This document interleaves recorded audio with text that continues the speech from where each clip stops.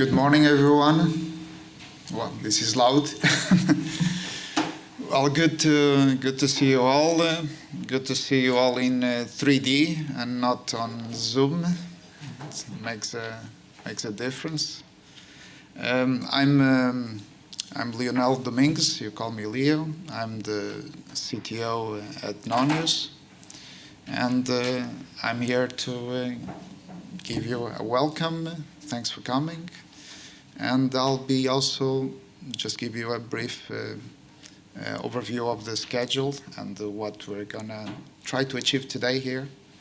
And one thing that I would like to start to say, and you see these logos here, this is done with partners that are technology partners that we integrate into our solutions. And what we build in this hotel, that is our client, and what we offer to the market also depends a lot on those collaborations. And I hope you can see from the presentations done today that it's with those collaborations that we can build something that is valuable for the operation and valuable for the guest in the end. I'm going to present some of the people that are here today as speakers and as a panel.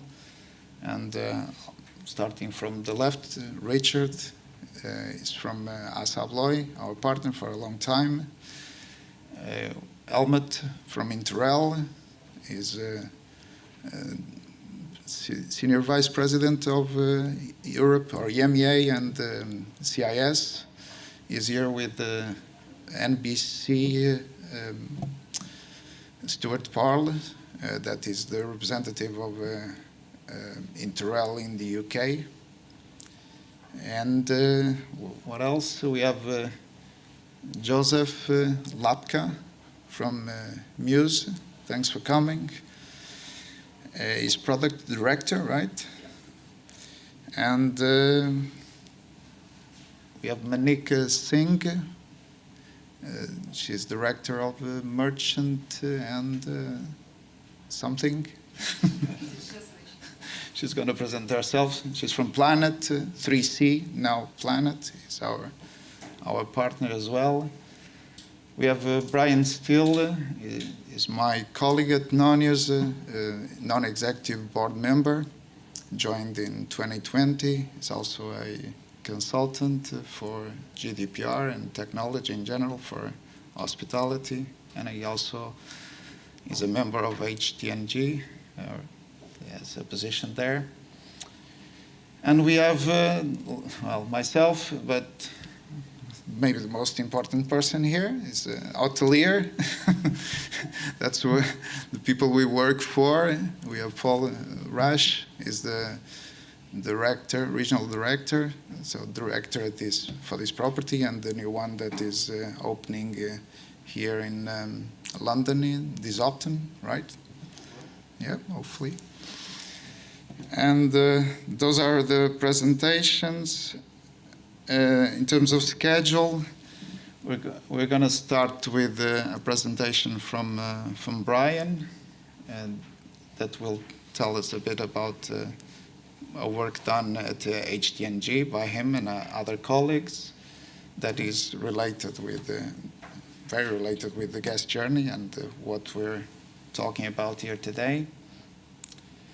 Then we will have Richard from Assa Abloy talking about mobile key and other stuff. Then Helmut and Stuart will tell us about what they do for management IoT. Joseph from Muse with the next generation PMS. Planet, Manika will tell us about digital payments, innovations.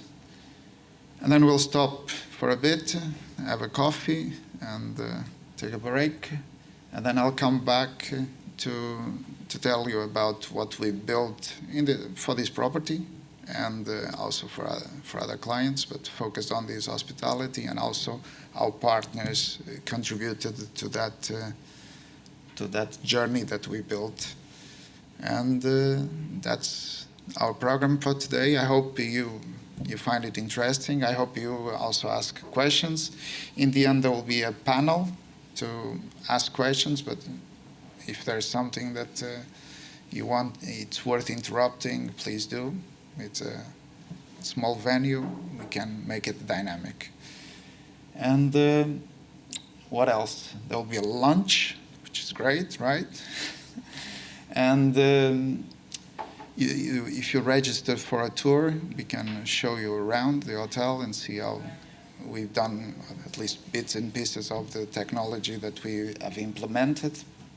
Thank you very much for these minutes, and I'm passing now the word at the stage to Brian. Thank you.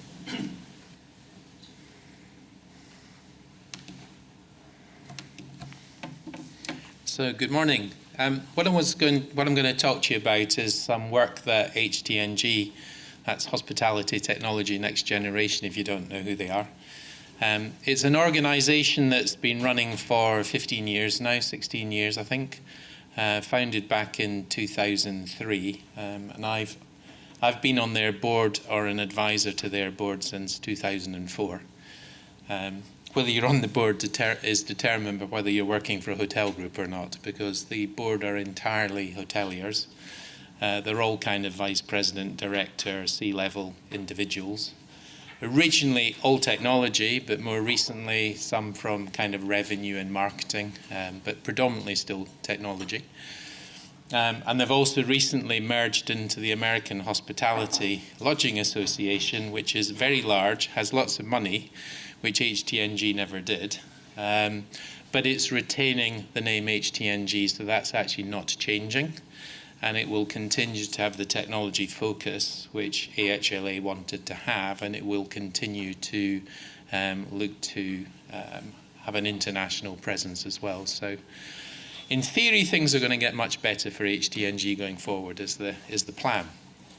When COVID hit, they started what they called this Operations Revitalization Initiative, and literally tens of hoteliers, tens of vendors, and quite a number of consultants were meeting probably once or twice a week at one point to just think about how to address COVID such that hotels could get themselves into a good position to reopen safely. So that was really what the initiative was all about.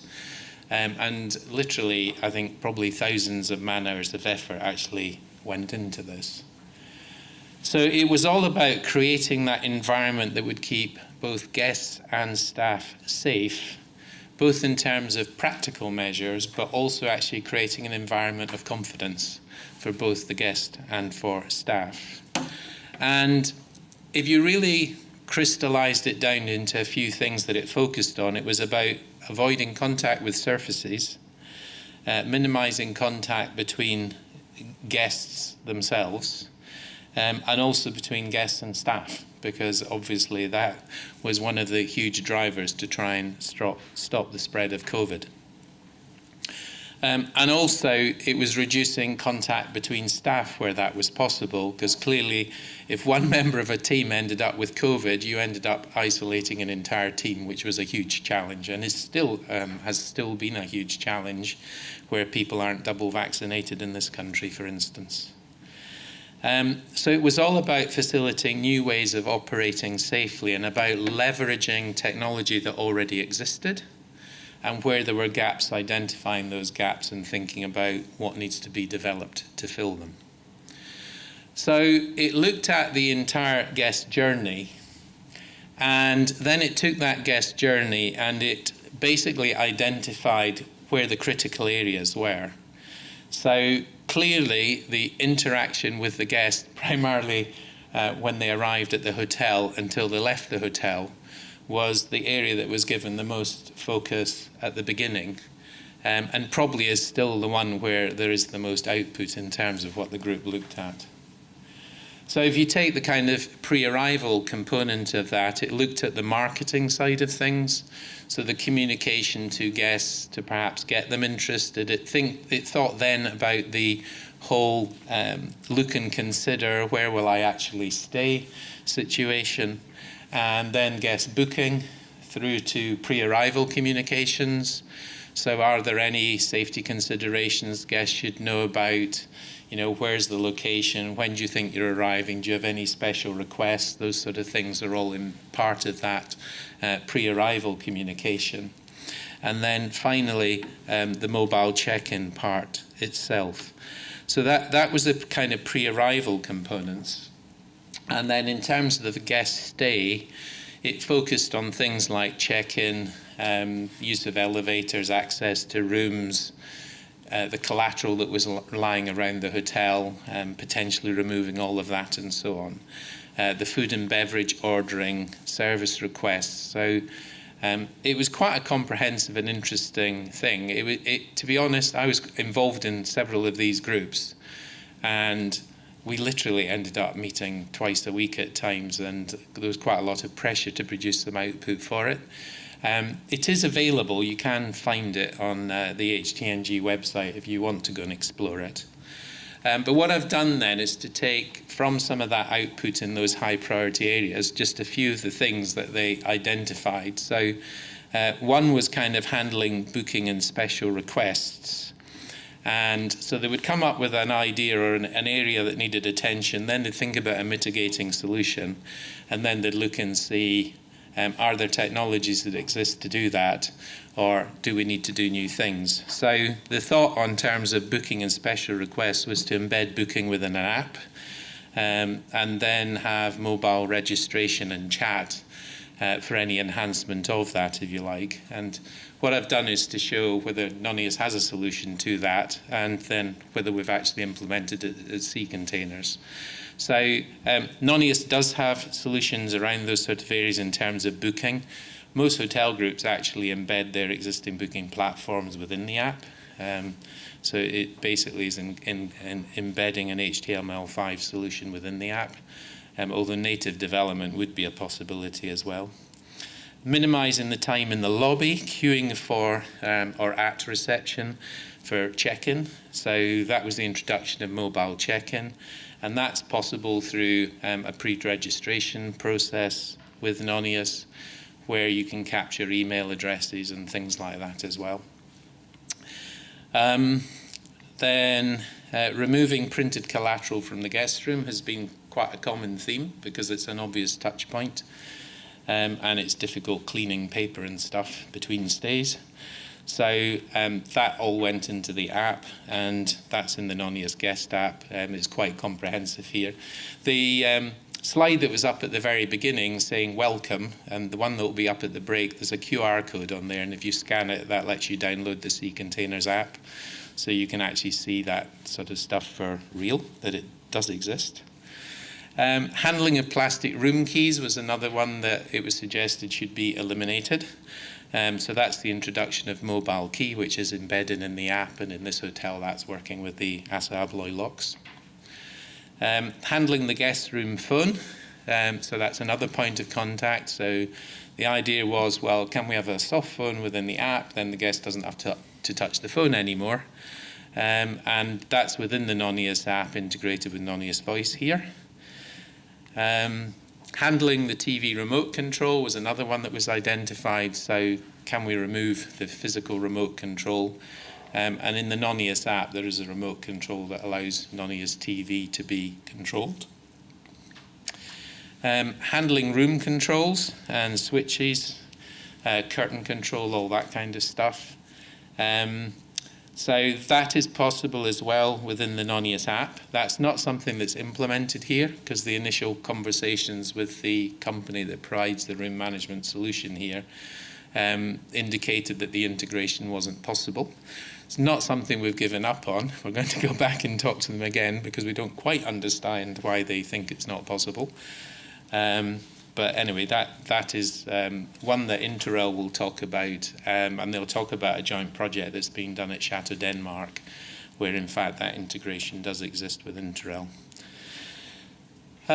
Communication between guests and staff, so basically allowing messaging between staff, and that works kind of once they're in-house, it can work pre-arrival as well. Nonius does have a chat feature, but it's within the app. What's integrated here is Alliance into the Nonius solution, because that actually gives the ability to have chat on things like WeChat or WhatsApp or whatever, so it supports more platforms, if you like, in terms of chat. Support of in-room dining, so avoiding having the menus, the breakfast cards and everything in the room anymore. And that's available natively within the app, but YQ was already implemented in the hotel here. So the quick win was to actually embed YQ within the app, because all of the other processes sitting behind it then remained unchanged. Minimizing time in the lobby, queuing for checkout. So providing basically view, bill and checkout is a feature I know that we're very familiar with when it comes to TVs. That's existed for many moons. But actually also putting that into the app, and that is available both on Nonius TV and Nonius app as a feature and is implemented here. And then maintaining a safe working environment, social distancing for staff. One of the real challenges with the pandemic was allowing a number of staff to work from home, so that you reduce the number actually in the building and the risk of it spreading within teams. And having put Nonius voice in, Paul wanted to have a Teams integration so that staff could work more easily from home, and they could easily run central reservations and things from people's homes. So Nonius actually did a Teams integration with Nonius voice. And so Microsoft 365 users here are actually linked in for VoIP features with Microsoft 365. So that's just a very quick overview of some of the key findings that came out of the HTNG work. There's lots of other exciting things if you do want to go and look at it, that talks about staff canteens and using canteens and staff moving around the building and all sorts of things like that. But that's not particularly relevant in terms of us looking at the guest journey that we're going through today. But if you have any questions, do catch me later. Thank you.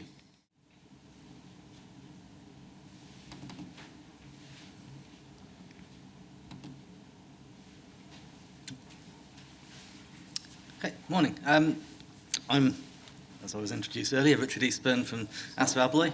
And I'm going to talk a little bit about what we do, who Assa Abloy is as a group, why that's important when it comes to the product development that we do. Product overview, because we do physical locks, so it's always good to see what's available there. And then talk a bit more about the software solutions we have, because it's the software solutions that then drives the integrations that we can do, both mobile and with people like Interroll, where we're controlling how things operate in the hotel room itself. Assa Abloy, I mean, we're part of a huge group. We have over 300-400 companies that make up the group, and that gives us a breadth of different experiences throughout the group, and it enables us to develop lots of things that, lots of technologies that will go across multiple different parts of the group. So the mobile access that we use in hospitality is also used by Yale in the home market for using mobile phones to open a front door to somebody's property.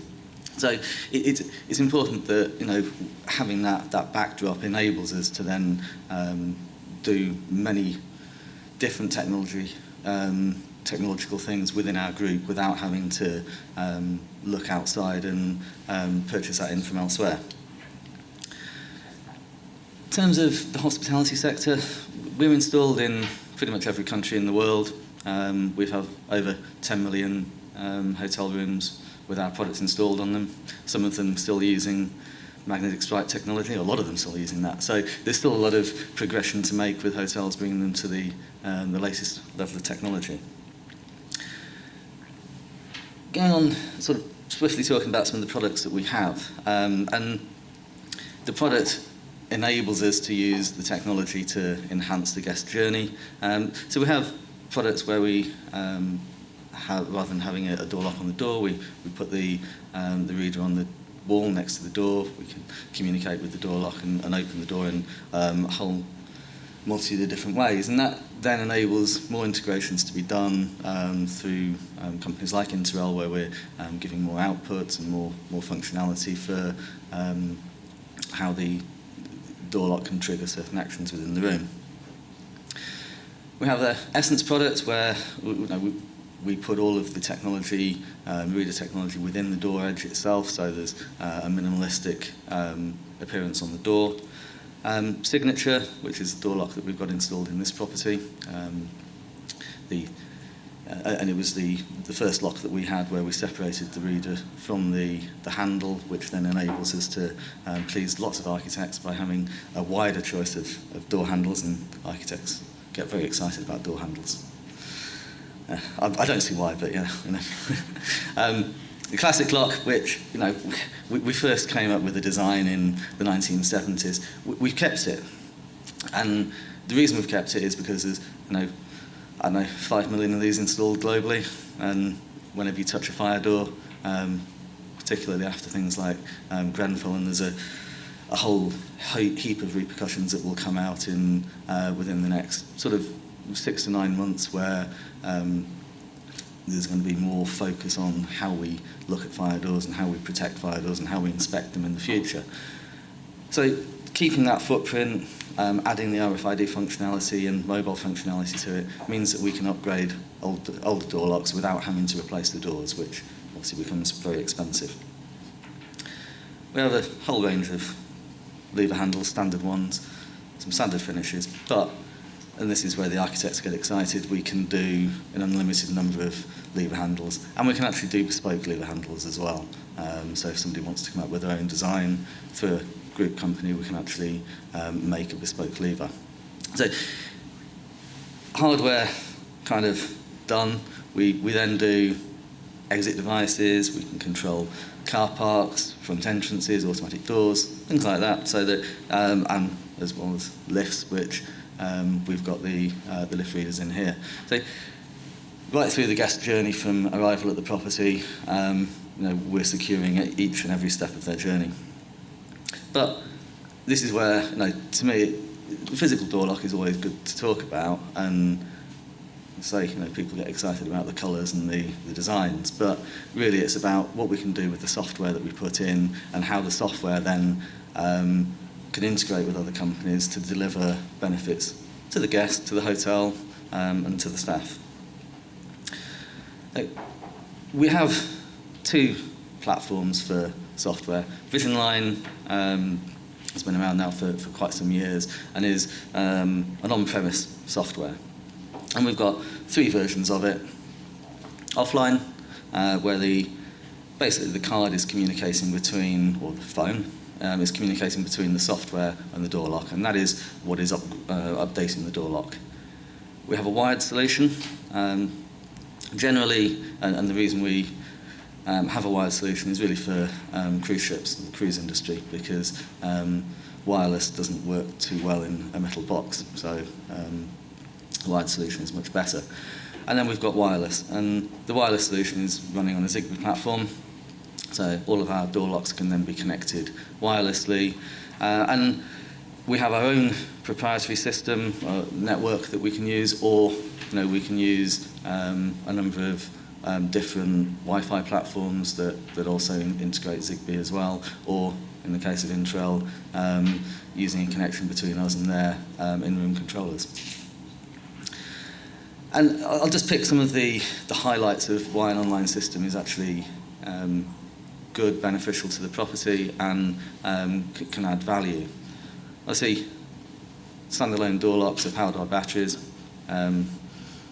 Guests don't know what the flashing lights mean, they just want to get into the room. Generally, staff ignore them as well. So actually having low battery warnings and reports that we can generate from online systems means that the property can prevent the door lock from failing, because if the batteries go flat, obviously it prevents somebody from getting in. So you get less, and you can be more prepared on how you maintain the property and how you're going to be proactive in changing batteries. automatically deactivate a guest card at checkout, so that their card stops working when they check out at reception. And some of the important ones here, door ajar alarm. So, if the door's not closing properly, it can then come up on a report so that maintenance can then go and adjust the door so that it is closing properly. And generally when people walk out from a door, they walk off down the corridor and they expect it to close, and the same when they walk into the room.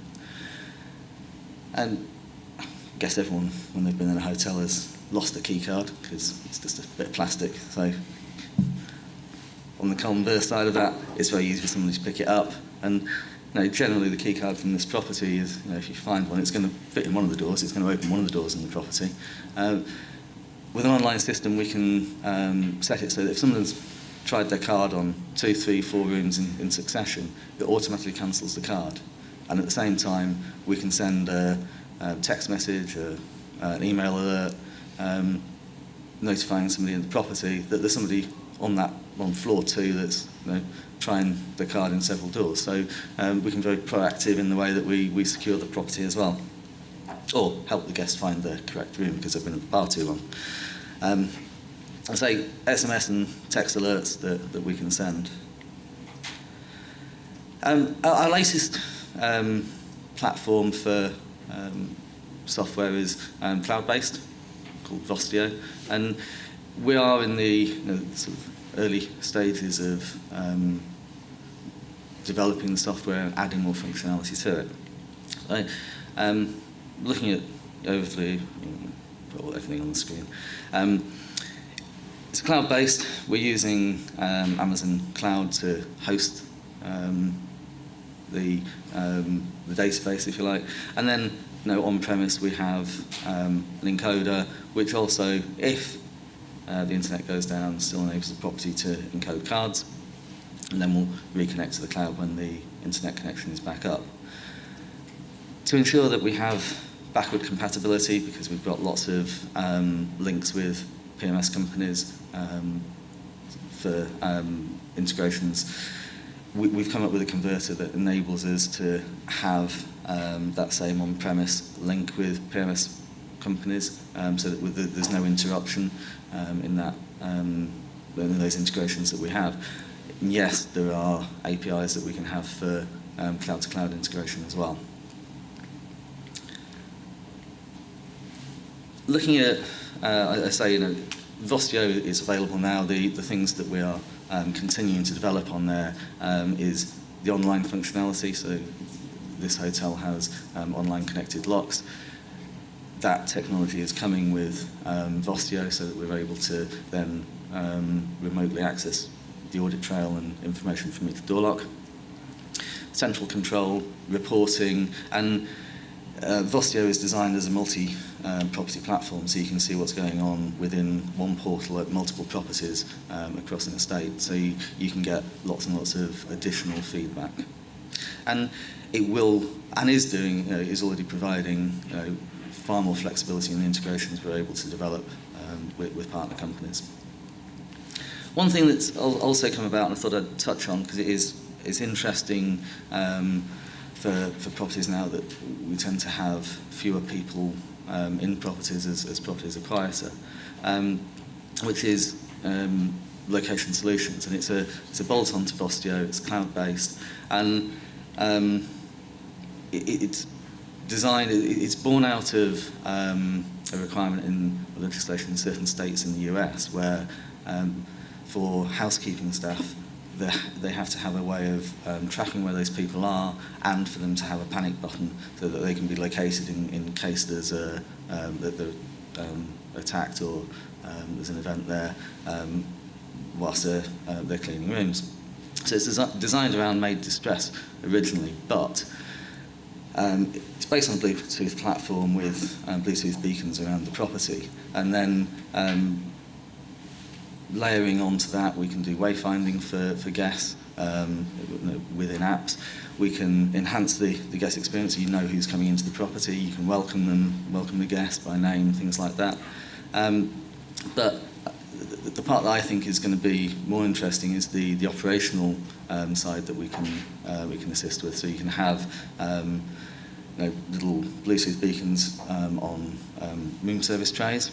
It will show you when the room service tray is outside of the room, so you can go and collect it. It will, we can put tags on, for example, coffee machines, and you can put a geofence, so that if the coffee machine moves past the entrance door to the room, an alarm can go off and send somebody to retrieve the coffee machine before it disappears.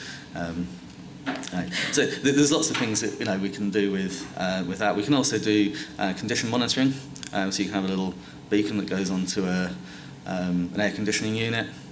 It learns the vibrations. If the vibrations change over time, it can send an alert so that it may be needing servicing or attention to it before it fails. So enough about the sort of bits. Obviously, one of the things we're talking about today is the integrations that we do. And there are a whole host of integrations that we do. Property management is the obvious one for checking in guests, checking out, elevators, parking systems, and elevators. Not that your elevators here are simple, but all we've got is a reader within the elevator that can give floor control. So you can actually limit what floor people can go to if you want to. But for the destination elevators where you're walking up, we have to do a much more complex integration with the lift company so that we can then determine and send to the lift company what floor that particular guest is staying on. So there are some very good things on elevators that we can do, and it's quite good to see the end result from that. Energy management, as well as mobile access, point of sale, so we can use wallets in resorts, hotels, things like that. But obviously, mobile access, and you'll like the picture of sea containers there as well. But mobile access, we've got three ways of doing it, and I was asked earlier if we've got an app. Yes, we've got an app. It doesn't integrate, it doesn't do anything. The reason we've got it is to prove to people when we go out selling that it actually works, it opens the door lock and does what it says on the tin, and enables people to test it and actually show it working in their property. We're not an app company, we're not going to be an app company. What we want is for people to integrate to our system. We provide a software development kit, which is what Nonius have integrated into their app. And it seamlessly then connects to our cloud servers and this uses the mobile key into the app. And so, integration partners are extremely important to us, and that's why we've come up with the software development kits to enable us to work with partners. And we have 80 plus partners that we work with. Yes, there's ones that obviously we prefer and we work very closely with. See partners here today. One thing that for the future that's going to be quite exciting when it comes about, and it's due out in the autumn, is the integration with the Apple Wallet. And I think that will also move mobile access into another sort of generation of ease of use, and will further enhance what we can do with mobile access. Looking at some of the other integrations that we do, we can do a server-to-server integration. So our server from the online system gets a lot of information coming back to it, and then from there we can open that up to another company to take events from that server to then trigger certain things happening in the room. So we can say door lock's been opened, turn the lights on, something like that. The other way that we do it, and this is the integration we've got with Intrel, for example, where we integrate via Zigbee to their in-room controller, and through that we can then pass over events. So we can pass over an event that the guest has arrived for the first time, turn the welcome scene lighting on. I know Intrel are going to go into this in a bit more detail, so I won't bore you too much with it. On subsequent guest visits to the room, we're not going to turn the welcome scene lighting on, we're going to turn the lights on that they left on when they left the room, we're going to put the heat back to the same temperature when they left the room. So it's as if everything has been on the whole time they've been away, and they don't see any differences. So it's really about, through those integrations, improving the guest experience and making the guest really believe that they're fully in control of everything whilst the hotel is saving money. And finally, we have, with a number of partners, Ruckus being one of them, through their Wi-Fi access points, they also integrate Zigbee. So through their Wi-Fi points, we can then bring our locks online and not then have to put in a secondary network as we have done in the past. So it gives far more flexibility in terms of how we can roll out online systems and give that online functionality at a far reduced cost and within one network, so there's only one network to maintain within the property. And I know that Nonius is obviously a major partner of Ruckus as well. So, and that concludes my presentation. So hopefully that was useful. Thank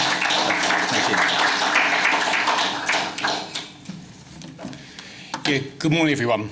I just thought I'd start by giving a little background on MBC. We've been trading for over 30 years and working in the hospitality sector for virtually all that time. We initially working with the PABX vendors installing telephony cabling, then moved into IT cabling when the first rollouts of PMS and EPOS were deployed in the late 1990s. We were introduced to Interrail a few years ago by Brian Steele, who we've known from his Thistle Hotel days in around 2004. We felt becoming the UK partner for Interrail would give a natural progression from our core IT cabling business, and we've recently started working on our first GRMS installation. The hotel is a very unique property, and it's called Chateau Denmark. It's directly linked to the new Outernet building by Tottenham Court Road Tube Station. It will have 57 session rooms. It doesn't do bedrooms.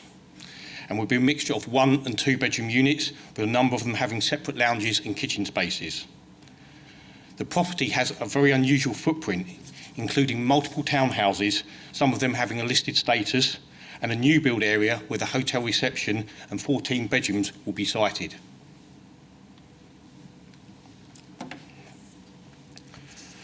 Looking at the scope of the project, where there are typically 5 or 6 different room types for a 200 or 300 bedroom hotel, on this project there are 35 different room types for just the 57 session rooms. And moving to some of the technical detail, the HVAC infrastructure varies in virtually all buildings with a mixture of VRV and 4-pipe systems for the air conditioning. And here we're controlling a mixture of PICV valves, RTD relays and condenser Modbus gateways. And for the low temperature hot water, this is supplied by either central plant or localised gas boilers in the listed townhouses. Here we're controlling actuators on the underfloor heating manifolds. There are also MVHR units in multiple town buildings, and here we're activating these on guest presence along with the bathroom extract fans. Moving into the lighting, a very high-end lighting design has been completed, and we're controlling the whole of the 57 session rooms. With this, there's a mixture of switched lighting, mains dim lighting, and Dali lighting. And with the larger 2-bedroom units, we have over 100 Dali ballast to be addressing and controlling. There's one other important point I'd like to make that we're controlling as well, which is a mains power radial, which will be typically used for clothes iron or hair straighteners in the rooms. This circuit is only energised via guest presence in the room, which will offer obviously an energy saving, and in the case of it accidentally being left on, will offer a fail-safe for that.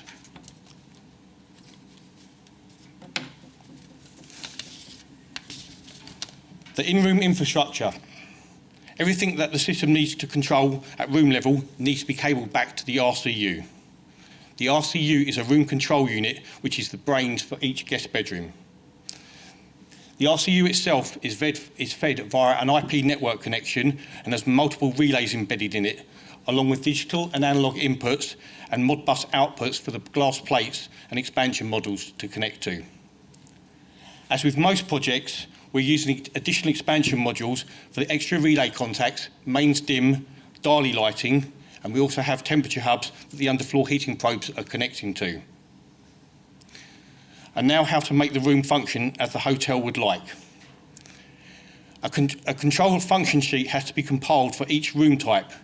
This maps out every single input, such as a presence detection or glass button on every glass plate, and it maps out every single output as well, such as the AC relays, doorbells, and all the light fittings on there. This is then converted into a logic file by the Interel team, and this is uploaded onto the RCU itself. The glass plates. Like most customers I've shown the glass plates to, I think these are one of the real strengths of the Interel solution. The plates are all bus wide in Cat6 cable from the RCU using an RS485 protocol to communicate. They are fully customisable, both in terms of aesthetics and functionality. The colour of the plates, the icons, the font, hotel logos can all be customised to suit. And on this project, we work closely with the hotel operator and the interior designer to ensure they're both intuitive and blend into the decor for the property. We have 12 different plates on the project, controlling room status, HVAC, and the 4 lighting scenes, with most of the plates having integrated presence detectors which help to confirm guest occupancy within the suites. A point on this with the guest presence. Scanning the room after the door has been opened can detect if the room is vacant, and a first stage exit can be triggered, for example, to reduce the HVAC temperature. Then a second scan after another set period of time will reconfirm there's no guest presence within the room, and the system can then, for argument's sake, turn off the lighting. Clearly, this logic will realise a good energy saving for the hotel without impacting on any guest experience. And then typically in the bathrooms, due to moisture, we would never normally put a glass plate. So to overcome any issues of people falling asleep in the bath without having any lights on, we put IP-rated presence detectors in there, so we can then scan the whole of the room space, bathrooms, living rooms and bedrooms, etc. Moving on to the GRMS server and integrations. The Interel software has been hosted on a virtual machine on site, and all the RCUs can be monitored and interrogated from the server. And then naturally Interel have remote access then for their ongoing support for the project. The integrations are key to ensure the system works both correctly and efficiently, but also enhances the guest experience. The first of several integrations I'd like to talk about is one to the BMS system, which on this project is a Tritium Niagara, which is supplying about 50% of the suites. Interel will be providing data points over a Modbus IP link, and we're providing data points for the room vacant, checked in, guest presence, D&D make-up room, where the Interel RCU is on or offline, the current room temperature, the guest set point temperature, and finally the AC mode, whether that's auto, economy mode off, and the fan speeds, etc. The next integrations are where Nonius are key. They're so important to making both the systems talk and enhancing the guest journey. As you'll see on the images on the slide, the HVAC, lighting and temperature and also room state can be controlled by the Nonius user interface, as well as obviously from the Interel glass panels themselves. And now moving on to more details on the integration gateway for this project. Nonius is linking the GRMS system to the door locking system, the PMS system and the housekeeping platform. With the door locking system, the card reader is embedded into the Interel corridor panel. This corridor panel also has the room name, the hotel logo, room status, as well as a bell button on it. The main advantages of the integration with the door locking, we can ascertain who's entered the room, whether that's staff or guest, and whether the door has been opened from the inside. A nice touch that Interel can program is on the guest cards. They can trigger different scenes, whether that's lighting and or HVAC. This is for the guest first entry into the room and then all their subsequent entries into the room. And then with the housekeeping and maintenance cards, we can trigger different scenes so that the light bulbs can be checked and the HVAC can be checked for operation, and then obviously to aid with cleaning for the housekeeping staff. The housekeeping cards can also be programmed to deactivate all the glass plates within the room, so they can then be polished then, without actually changing any of the settings within the guest bedrooms. With the no-cost integration, this will pass through the D&D and make up room status for each room, which we're very hopeful will be a very helpful tool for the staff, because this is a very large footprint hotel, and it should obviously give them a good time saving over the next few years on the project. And then finally, we have the Muse Pms Integration. Upon guest check-in, welcome scenes can be activated within the rooms, which will obviously then be deactivated upon guest checkout. I think that's probably about all I've got to say on it. Obviously, I've had to go through a lot of detail quite quickly on it. Now I'll hand you over to Helmut, who will give you a bit more input on the Interrail system itself.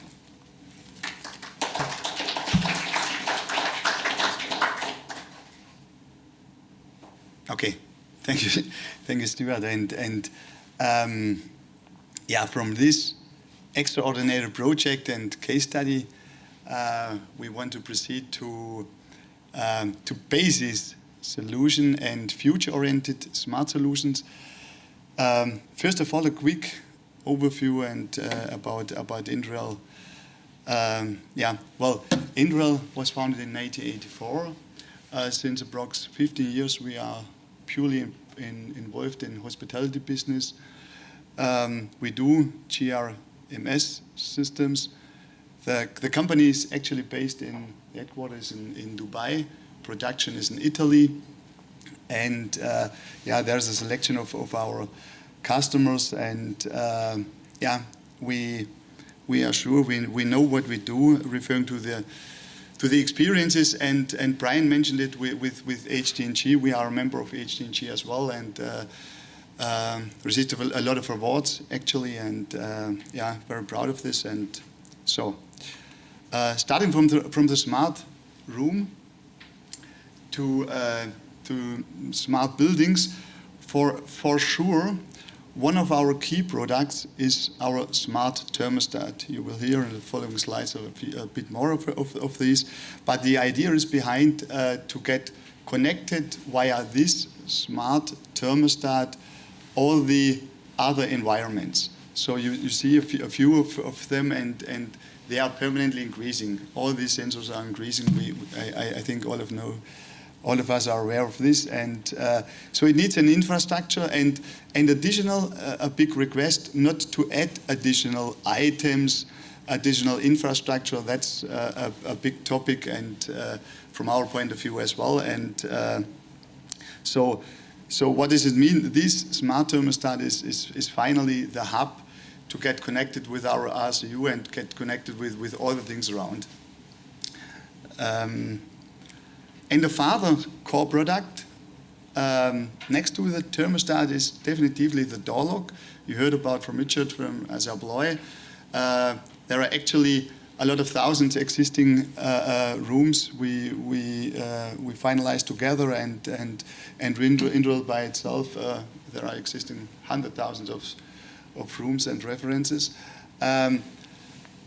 The idea is behind to get this functionality connected via Zigbee or via BLE, and there are behind, you saw it at the presentation from Richard as well, there are behind a lot of events which are in a both way direction. And yeah, the idea is behind to improve these solutions, and yeah, it's definitely a proven use case with this solution. And of course, there are two ways. Either use a wired network. Well, I think it's more or less gone. But to use a separately wireless network, you have to build up a separate infrastructure.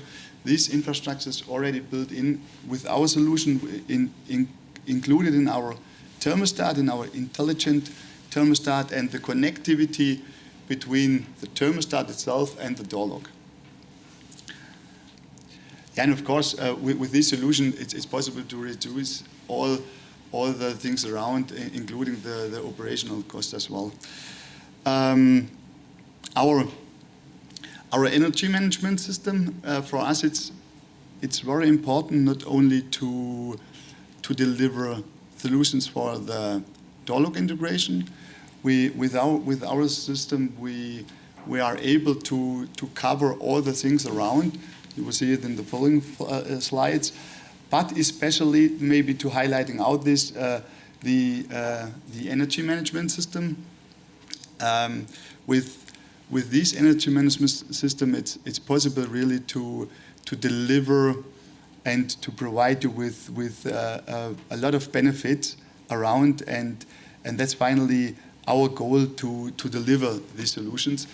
One of the ideas behind to know exactly what happens in the room. So means, is the room occupied? Is the room booked, occupied? If there is presence there? If there is someone coming in, coming out, or going out? And all these things around, and of course, to integrate further solutions to avoid a lot of following up damages. You heard about for sure about the topics with leak detections and so on, and that's very easy to avoid with our solutions. Yeah, I mentioned it, the wireless communication, which is already built in. We called it Connect Be Smart. It's definitively by default. Doesn't matter if you want it or don't. And with this solution, we deliver additional our IaaS strategy and the SaaS. What does it mean? With this solution, you have already in a lot of benefits, a lot of future-oriented solutions.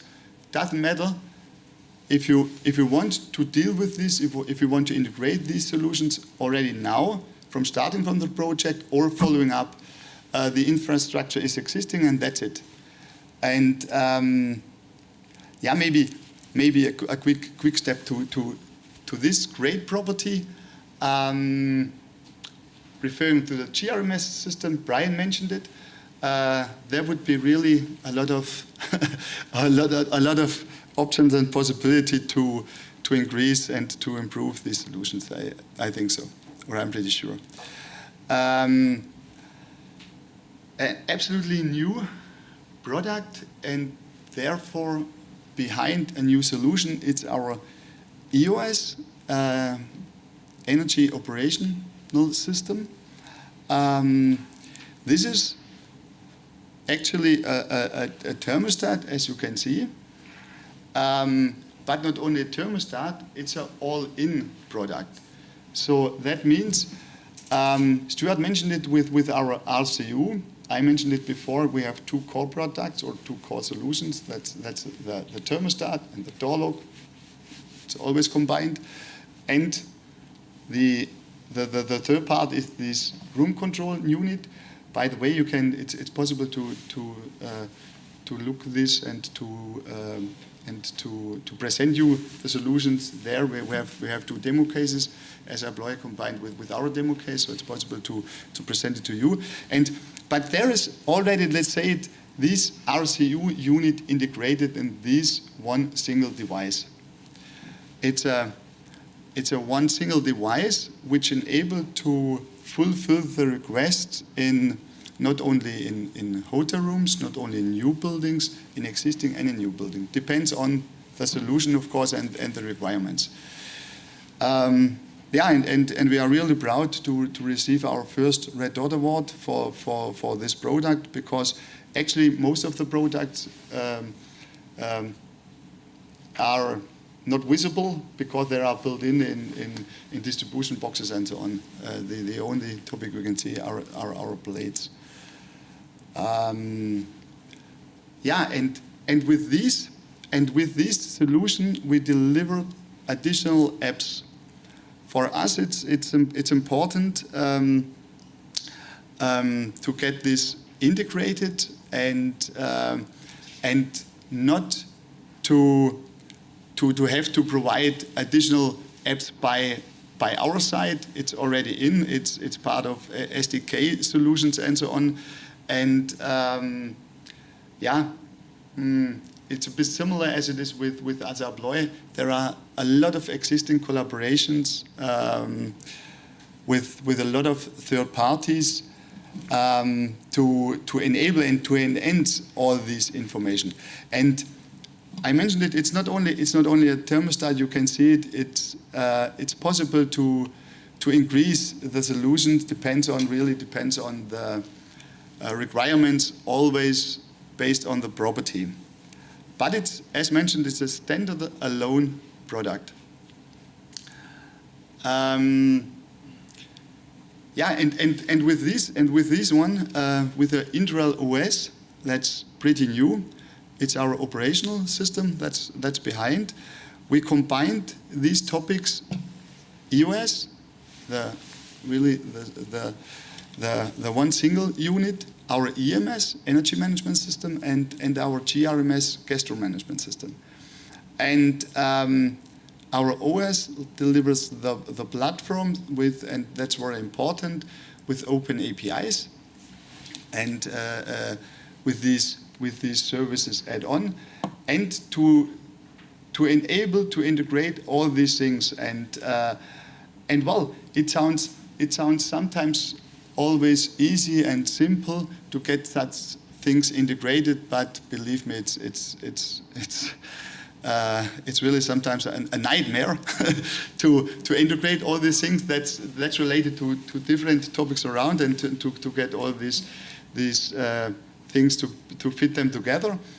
But we are really experienced, and in general you can say there are experiences with the biggest HVAC suppliers, yeah, PMS suppliers of course as well, and if there are not existing collaborations, and if this should be a request, of course we need a lead time to enable to fulfill this request. But yeah, but that's it, and that's our infrastructure, and yeah. To work with Integral means not only to rely on a GRMS supplier. It means a bit more. It means a solution provider which guarantee you the functionality of the property, because you've seen before the brands which relies on us, and so far we are still in all these, and this was only a small selection. So far we haven't lost any chain. So obviously the customers, and that's the most important topic, are happy with us. And one important topic is as well to enhance the guest experience, and with all these integrations it's possible to deliver these solutions, because for the guest end of the time we all of us are depending on the satisfaction of the guests. Yeah, so we have to deliver simple and smart solution, and that's possible with our products and solution behind. Yeah, I mentioned it, the common software platform. You can a bit compare it to Apple, of course. It's more or less the same strategy behind, and to get all these things combined, of course, we mentioned it, the smart lock interfaces, but this topic HVAC is really a big topic as well, yeah. What's going on with this? A powerful API. We are the opinion it's very important to deliver these solutions, and this powerful API enable a lot of things around. Especially I would highlight out in that case from the operator point of view, to deliver definitively more benefits for the guests and for the users, and not only for them, for if you look to other properties, not only to hotel rooms and so on, for different tenants, different property units as well. So to enable this solution, doesn't matter if you own this or if you rent a property, and I think that's an important message as well. We started with smart room solution, and we end up with a smart apartment solution.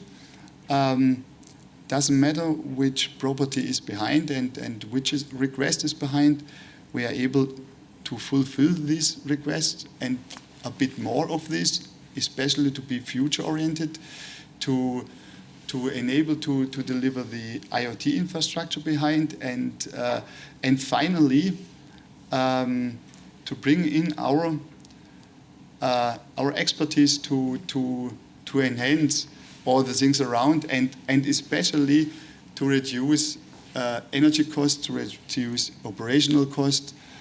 And I think that's it. And if there should be any topic, I know it was pretty fast, but it's related to the to the short term, and not to the short term, to the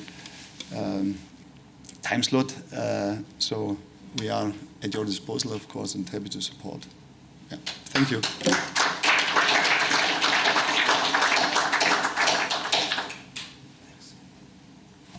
Right, thank you. Welcome, everyone. I'm here today to talk to you about the next-gen PMS. And I've cheated already, sorry, organizers. I've called it the hospitality system of the future. So, because in our imagination and in our future thinking, a PMS has to be better than it is today, and it has to be more than it is today. So my name is Joseph Lapka. I've been over 10 years in hospitality. I started in engineering. I've done product, IT director, VP of operations, and ultimately product director. And I had a career-defining BA honours in drama. So this is why I feel quite comfortable up here, for now. So today I want to talk to you about three pieces. Common themes that we know about the future of PMSs or hospitality systems. 4 key considerations that we regard as important today, and ultimately our vision of the future, which takes you completely away from the PMS, actually, if you're really interesting, hopefully. But to set the scene, I think you need to understand where Muse sits in its cooperative landscape.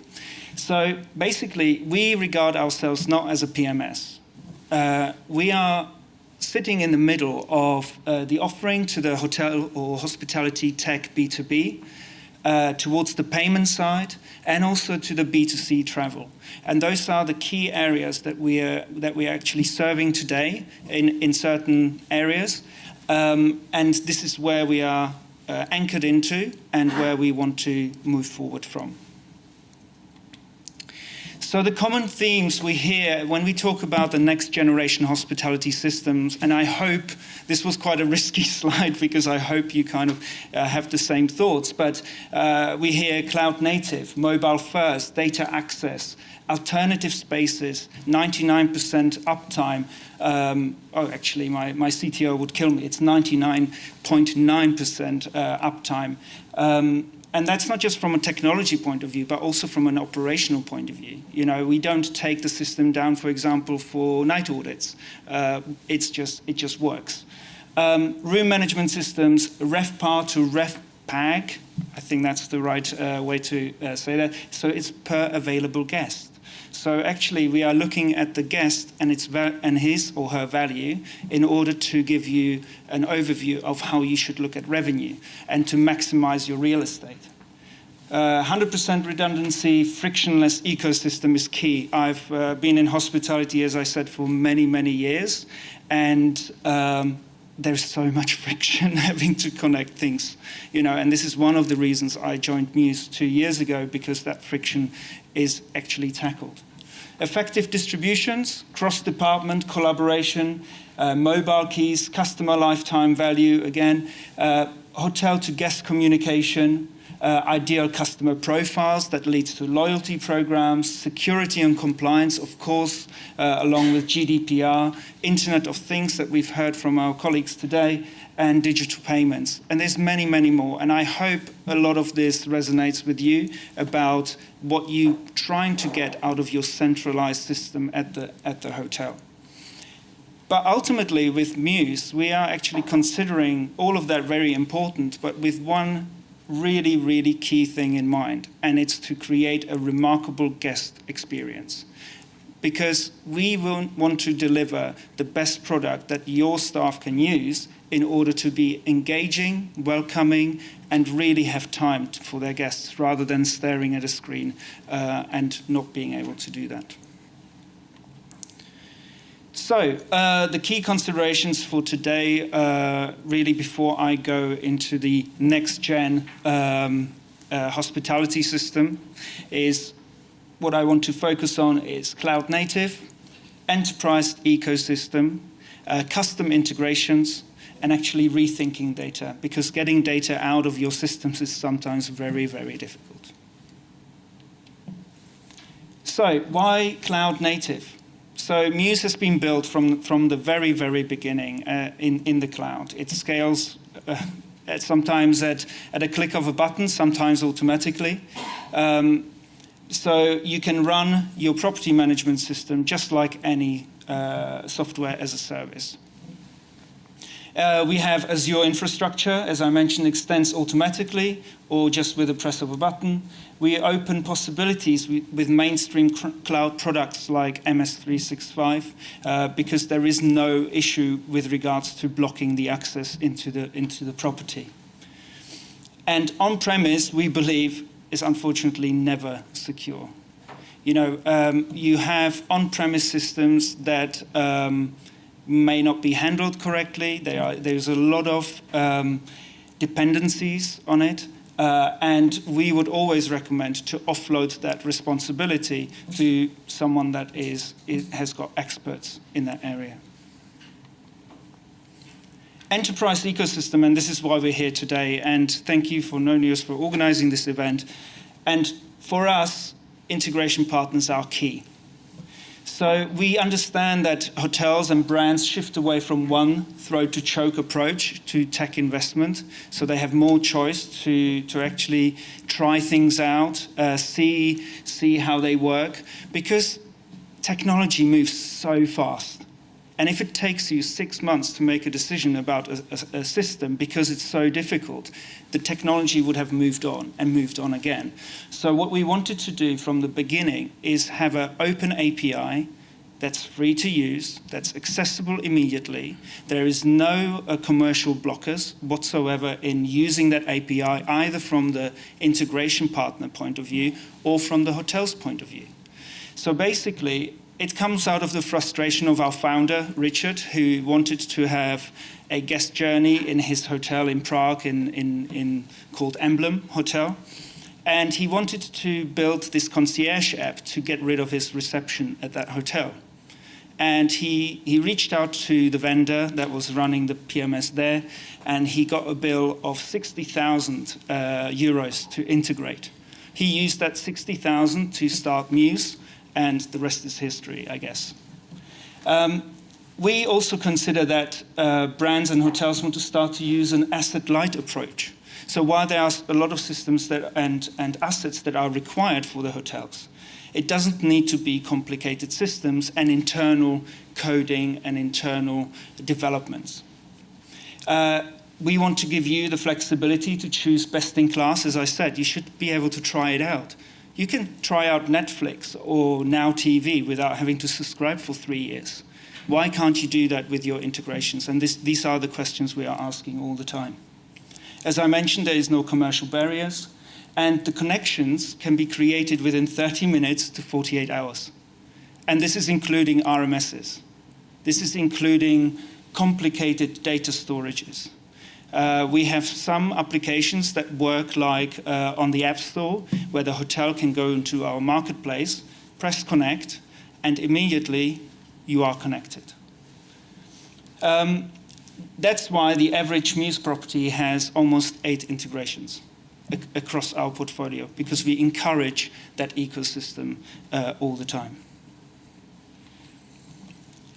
The next item I want to talk about also is custom integrations. So again, this is built on our APIs and included in our offering. We have hotels and groups like Lifehouse and Block who have built their own integrations, their own systems that they want to manage the hotels with.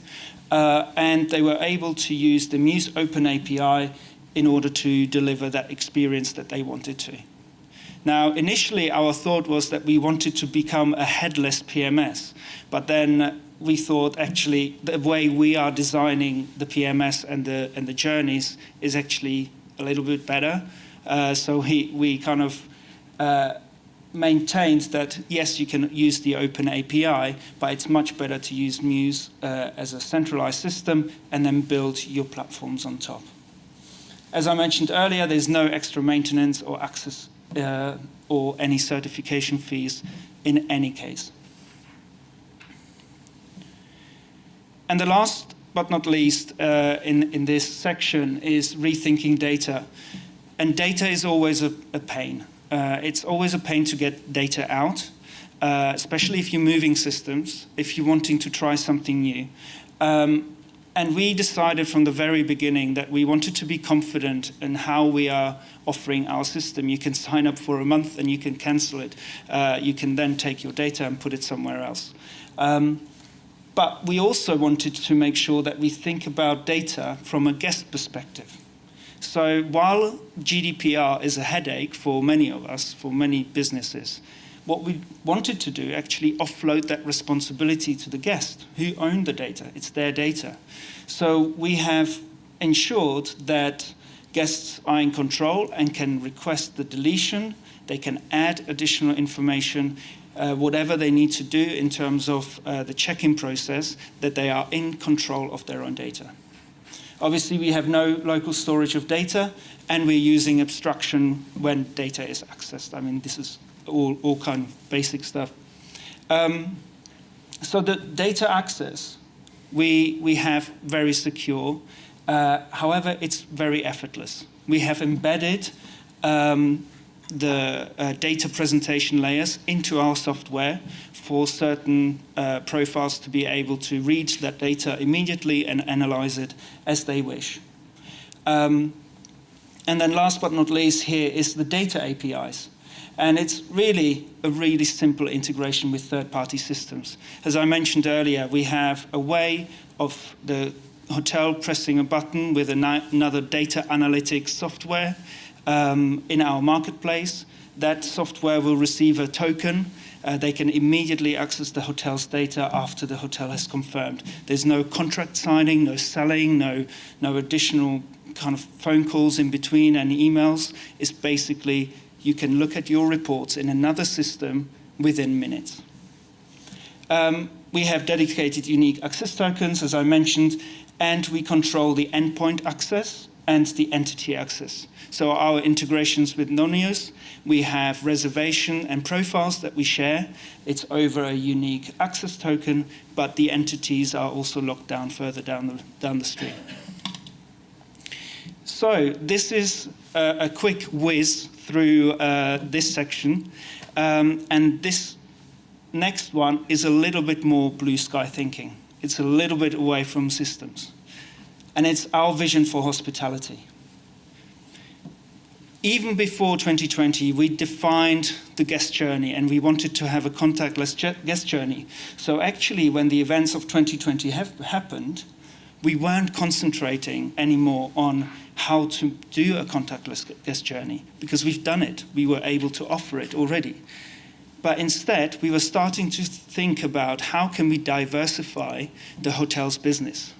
Initially, we were panicking and thinking, how can we diversify our business so we can stay alive? But actually, it was then shifted towards how can we diversify your offering from your real estate to be able to be sold even during a global pandemic like we had in 2020. So here are 5 trends or metrics that we're watching closely. because we think that they have significant opportunities for hotels and hospitality groups alike. So the first trend that we're looking at is the trend towards subscriptions. It's a transactional model in the hotel industry. If there is no transactions, there is no income. And it's really, really hard to maintain that income. We have seen a huge increase in subscription models. Obviously, Amazon Prime, I mean, if you weren't a Prime member before the pandemic, I'm sure everyone was after March, trying to get toilet paper. And Netflix, you know, trying to stay with your family for 24/7, you need a distraction as well. So you can see the trends there, and they were delivered because they were partially cheap as well to buy. They were constant, and they provide an additional. Actually, let me rephrase this. Basically, what it does is it trains our guests and consumers to accept the subscription model. Ultimately, we as an industry don't have to fight to break through that understanding, that kind of marketing barrier. Now, people are more acceptant to say, yes, I will pay something per month, even if I'm not using it. The second trend or metric is we've seen that subscription revenue over the past 4 years or so have gone 7 times faster than traditional businesses. And this is a real opportunity for not just technology companies, but also hotels alike and hotel groups. You know, having the ability to really offer any part of your real estate on a monthly basis will diversify basically your business and will allow you to get a share of that fast growth in revenue income. And then we have membership in hospitality. Now, certainly this is nothing new. Citizen M was doing that way before the pandemic already, or thinking about it. But we have here a great example of Soho House Group. And the company was able to keep more than 90% of its paying members during the pandemic. And even though there were sharp declines in revenue, because no one was going there, they were actually maintaining a bottom line that helped them throughout the whole crisis. The membership there, you can see it costs about £1,700, about $2,500. And Soho House reportedly made almost 300 million in revenues in 2019. And 20% was coming from the recurring payments. And that was kept during the pandemic because no one was cancelling, or a small amount of people were cancelling. And the last one here, I think it's the last one, it's the changed business traveller. We're all now used to work from home. It's acceptable to dial into a meeting remotely, so why not go away and work from a hotel, work from a shared co-working area that's secure. And as I mentioned, Citizen M has been doing this for quite a number of years. So here the example is for $500 per month or an annual fee, companies receive 3 stays per month plus other perks. And really, it's going away from that transactional model and towards a subscription model that may help during any future pandemics or market crashes, and help you actually to maintain a good income of your revenue. And then we have long stays in hospitality. We've seen an explosion of that, not just from people potentially being stuck in another country and they weren't able to travel back. I've had many friends stuck abroad. We had Muse members coming back from South America 6 months later because they were just not able to travel. And hotels have caught up on it quite quickly. and started offering long-term stays that were a little bit cheaper. It was still very difficult to maintain. However, it was a source of income. And one of our customers, the Generator Group, or Freehand Group, it's a combined one now, were able to offer these long-term stays. So ultimately, we looked at this, and we looked at how can we help hotels and hotel groups diversify their business in these areas. And we came up with what we call Project Spacetime.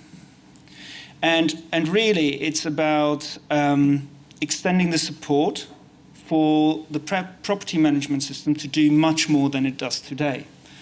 So the name gives it away. It's space and time. So we are diversifying the spaces.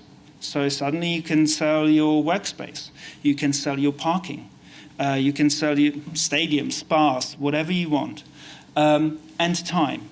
Property management systems and central reservation systems are traditionally built around the night.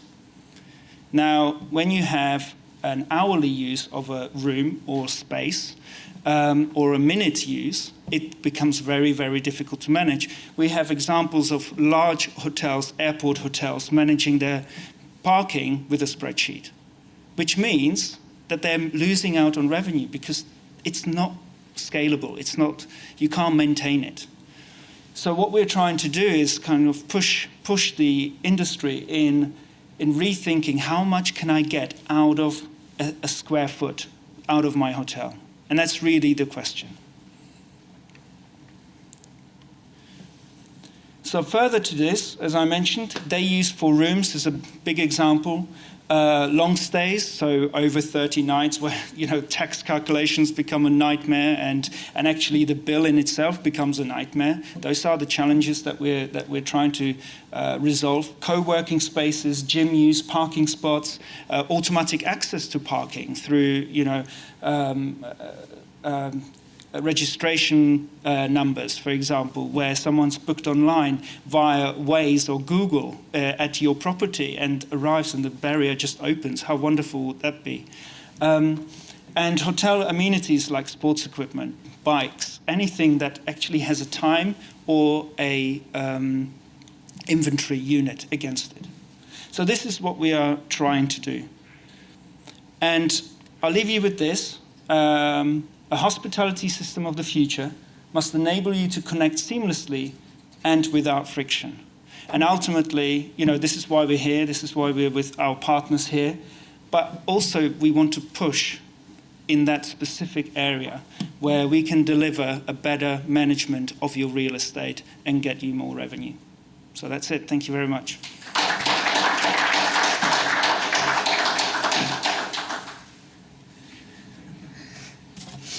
Hi everyone, Monika Singh from Planet. I'm a Senior Director for Merchant and Digital Solutions. Today we've heard so many presentations about bringing every integration partner together to facilitate hospitality. But we're this tiny little company that brings it all together to encourage the guests to actually make the payment so we can actually stay in the hospitality industry. So Planet is a revenue generating payments partner. 30 seconds about us. We're 1,500 global experts. We operate in 70 markets. We're an acquirer in our own right in the UK and in the EEA, but we also partner with over 100 banks and financial institutions across the globe. We process 800 million transactions. We're at 44 billion for over 600,000 merchants globally. Many of you may have heard of 3C Payments.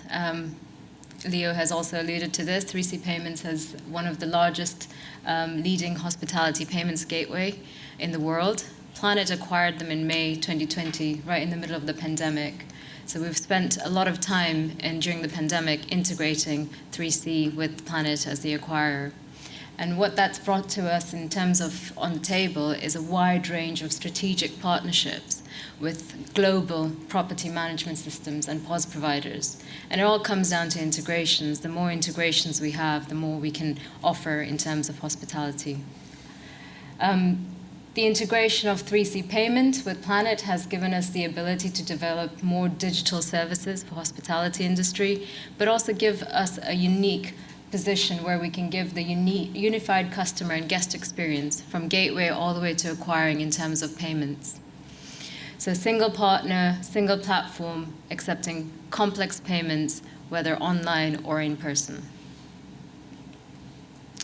So a little bit more about Planet. We operate in 5 verticals: hospitality, food and beverage, retail, pure play e-commerce, as well as financial partners. And we have 3 core integrated business lines in terms of how we service our merchants.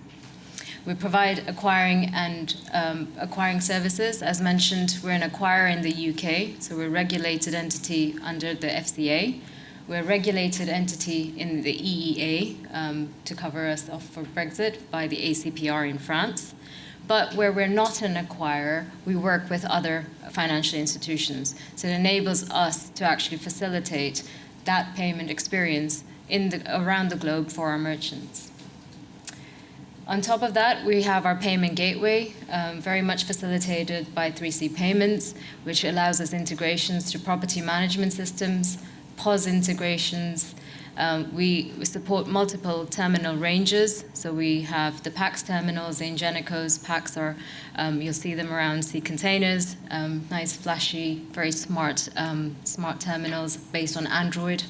And we have an e-commerce gateway.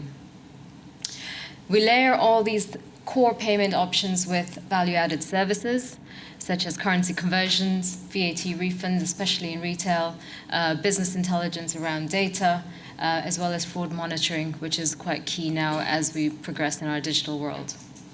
We're quite uniquely placed that we own the end-to-end journey for currency conversion as well as VAT refunds, so this is purely in-house. We support 150 different currencies. We support dynamic currencies, so it enables you to pay in your currency as a guest. So if I'm coming in from the US, paying in the UK, I'm offered it at point of sale in USD, whereas if I'm offering it online, I can have multi-currency as well as dynamic currency. It provides more choice for the customer. So what are we seeing as payments, as a payments company in the hospitality sector? What we're seeing is there are a few mega trends, and some of you have alluded to some of these trends that are dramatically shaping the sector. The first is the digital experience. Pandemic has really accelerated the digital experience. Contactless check-in, digital check-in. But at the same time, we're trying to strive for that personalization of service. So whilst we're going digital, we still want that personalization of service. We have the hygiene and safety factor. Hotels are rethinking layouts. I think someone mentioned, I think it was yourself, Brian, very much, keep the staff separated from the guests, so we're not having that physical contact. So that basically actually impacts some of the payments experience. How do you encourage that? We see a shortage of staff. Again, the rotation of staff. How do you make that work? In the F&B sector where you don't have the staff coming in now, how do you make that seamless payment? How do you enable the payment to happen when you don't have the people to walk around with the terminals? What we are seeing also is, whilst this industry is growing, the more partners you work with, the more integrations you have, there's more complexity. But we're also finding that actually people don't want to have 20 contracts with 20 different suppliers. They want to consolidate. They want to have fewer suppliers, but still have that digital end-to-end experience. So we're finding that there is actually the trend to reduce the number of suppliers you're managing. I mentioned the guest value profiling in terms of personalization of service. We want to know where our guests are spending. We want to know that they've come in, they've used our spa, they've used our facilities at a restaurant, they've gone and used the business center. How do you make sure that you actually get the full value and the end-to-end journey of that customer? Where are they paying? Which property are they paying in? What services are they paying for? And then we're looking at what we're seeing very much the hospitality industry following in terms of the retail footprint. So retail is a bit ahead of the game with payment choices, offering alternative payment methods. They're offering paying in your currency. Hospitality is following suit now. We're seeing that more and more hotels and more merchants want to offer the ability for guests to pay in their currency, so they become more easy to spend the money. Pay in your own payment option, whether it's Alipay, WeChat, Apple Pay, Google Pay. There's also the ability to buy now, pay later. That's becoming quite big in the hospitality sector, especially in resorts. So all these trends are shaping how things are moving on in terms of payments and hospitality. So Planet is using these trends, and we are building a digital payment solution for our guests. We're offering smoother and safer digital payments through greater convenience and choice by integrating payment options, multiple currencies, into our standard offering. So we've integrated Alipay, WeChat, Apple Pay, Google Pay. We're offering alternative payment options that are both online and offline, that just basically enables the customer, the guest, to spend their money much more freely and easily. We're also able to track the customer journey across all the channels, and we do this by opening up the ability to book online, pay when you come into check-in, and we are able to actually follow that customer journey throughout, end to end. And we have a group of people who work within our organization who can actually work in terms of partnership with the merchant. So the way we do this is we work with you to say, right, what are your needs in payments? We have a core proposition, but we know that every hotel has different segment that they're targeting. So how can we fulfill those requirements? So we find that actually a lot of you have spoken about the different journeys that are actually progressing through the pandemic. We know that the customer is key. So we at Planet put the customer and the guest in the middle of our journey. And what we've realized is actually the customer has multiple touch points. And a lot of you have mentioned it, booking through the app, paying when you're in the room. We want to pay with multiple currencies. We want to pay with different types of currencies. We want to spend in the spa, but we want to be able to sort of, use the internet in the room and pay for it, but without actually going to the front desk or, online or through the app. It becomes quite complex. How do you bring together all those elements, whether it is aircon control or whatever it is? If you are making all those payments, all those different touch points, you don't want to have different partners paying for different things. And how do you simplify it? Planet can do this. We encompass all this by working with different partners as well as ourselves. So we've got this entire end-to-end customer journey through our gateway, through our acquiring system.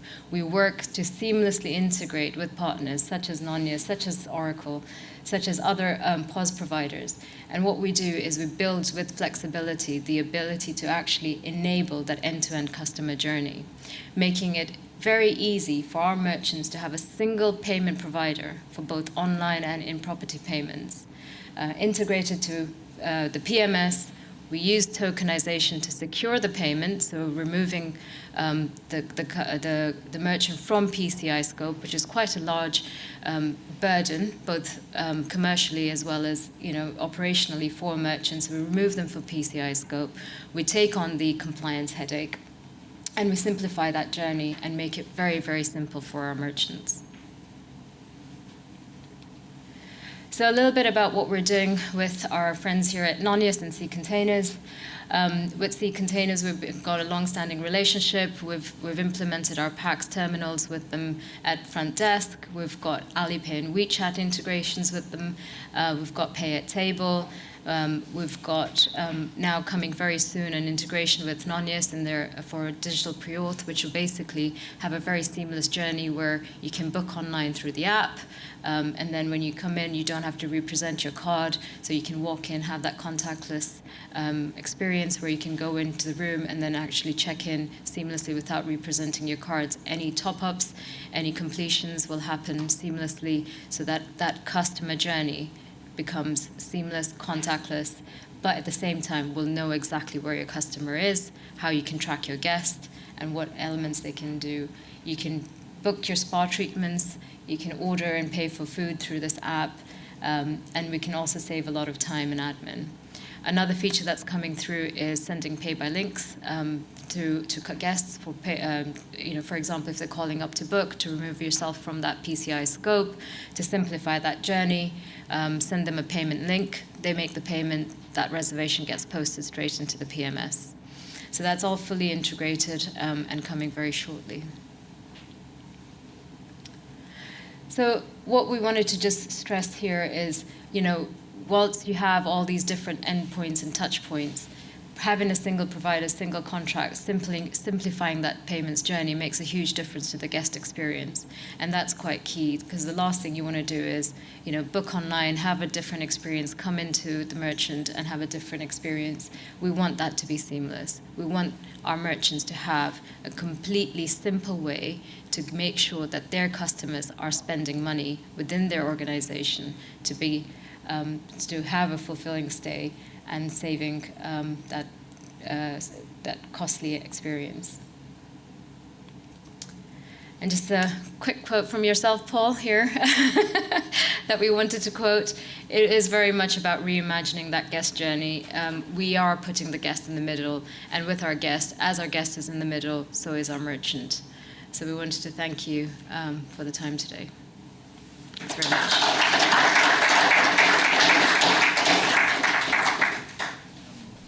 It's my time to present I call it the journey.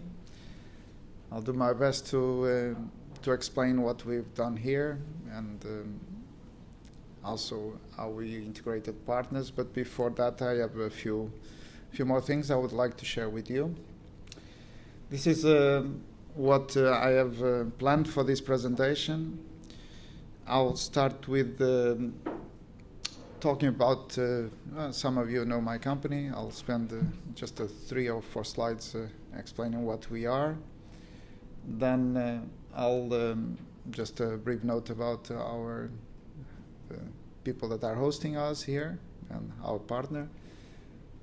Then I'll talk about the vision behind the journey that was implemented, the objectives of that concept, how it was implemented with the several steps, several phases, the architecture in place, how we stitched everything together, some results with actual figures, some numbers of gains, and what we are planning to do next, both in this property and also in our roadmap.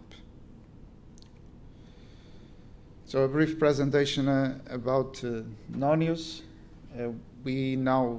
Today we serve more than 3,000 properties in 85 countries. We serve our clients through subsidiaries that are owned by the group, 12, and some service partners that we certify. And this has been, I'm a founder of the company. This has been 16 years of starting with a couple of guys. And it's the result of a lot of organic growth, client acquisition, but some M&A, some merger and acquisition we've done over the years. It's very sustained growth based on always on very long-lasting relationships. We have the clients from 16 years ago. That's the thing that we're most proud of. And a focus on one thing you may notice over the presentation. There's a lot of products that we do ourselves, and the growth is also based on cross-selling those products to the clients that we acquire. We acquire one client, one single product, then we do everything to sell something else to that same client. I mentioned sustained growth, and that's been the track record since foundation.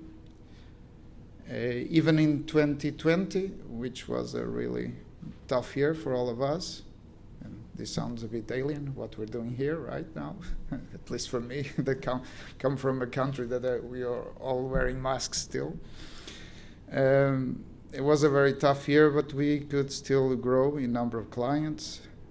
Not in EBITDA or in revenue, because we had to help our clients with discounts, and lots of projects were stalled. But we were still able to grow really well, and the growth was also based on something that I'm presenting here today: contactless journey, mobile, cast as well. So products like that gave us that growth. And 2021 is going really well. We should be at least back to the numbers of 2019 that we had in terms of financial numbers. So this is a bit, the slide is a bit crowded, but I'll explain. One of the key to the growth of the company has been the completeness of a product suite. What you find in Nonius is really a vast offer. We cover a lot of what is guest-facing technologies, from prospecting to post-stay. Solutions that are built on top of products we manufacture ourselves. We're a service provider, but the technology that is core to those services built by us. We manufacture products from mobile, marketing, internet access and networks, IPTV, even TV at end, cast, voice, digital signage, all built in-house. And a hub that you see underneath, you probably see the name hub. Now everybody uses the name. I think I was one of the first ones to use it. A hub is key to that integration, to the way we're able to integrate those things together. This product suite was also, as I told you, we cross-sell a lot. That's our main objective. Client acquisition is difficult. Once you get one, you need to sell more to that client. That's what our salespeople need to do. So this capacity to cross-sell has been the thing that is been able to sustain the growth. It also comes not only from cross-selling, but also from the portfolio we've been acquiring, and also some frame agreements we have with the major brands. Together with the products we offer, there's a large set of services as well. Some are bundled transparently with the products, but some can be acquired separately. You can get services to design, deploy, support any of the solutions we offer, but you can also get services like software development for a product, for a customization, or for a product built for yourself. And several of the products and features that you're going to see today in the phase when I'm going to show the journey, you'll see that some were built together, co-created even with our client here.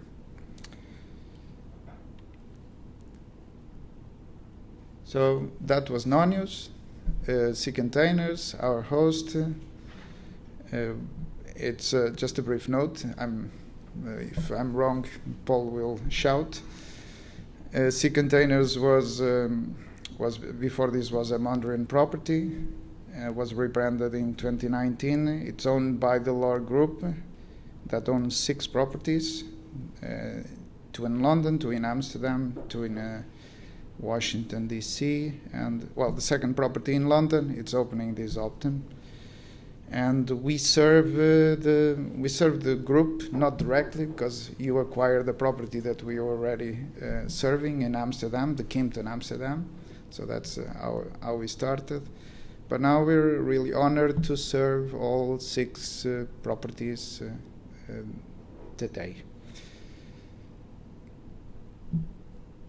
Relationship with this property, C Containers London, started with a phone call to Paul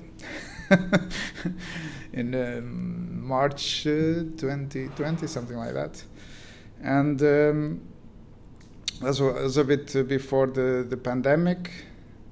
We were doing, the idea was to do guest Wi-Fi, voice, but then we looked at other things because everybody looked at other things. The world changed suddenly.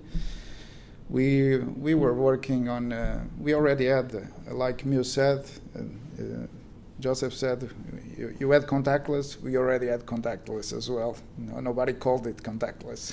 So we started to call it contactless, and it captured the attention of many clients, including Paul. And that's how we started building this project together. And well, you guys already, some people already said, pandemic, the catalyst to accelerate everything in terms of digital transformation. We were no exception, and we worked to build something that also Brian alluded to, being able to offer all those phases of the guest journey. One thing that, well, we didn't start from scratch. It's not a new build or anything like that, and there were a lot of technology already in place. So one of the things that we looked at was, and Paul made it very clear from the beginning, we need to use what we have here.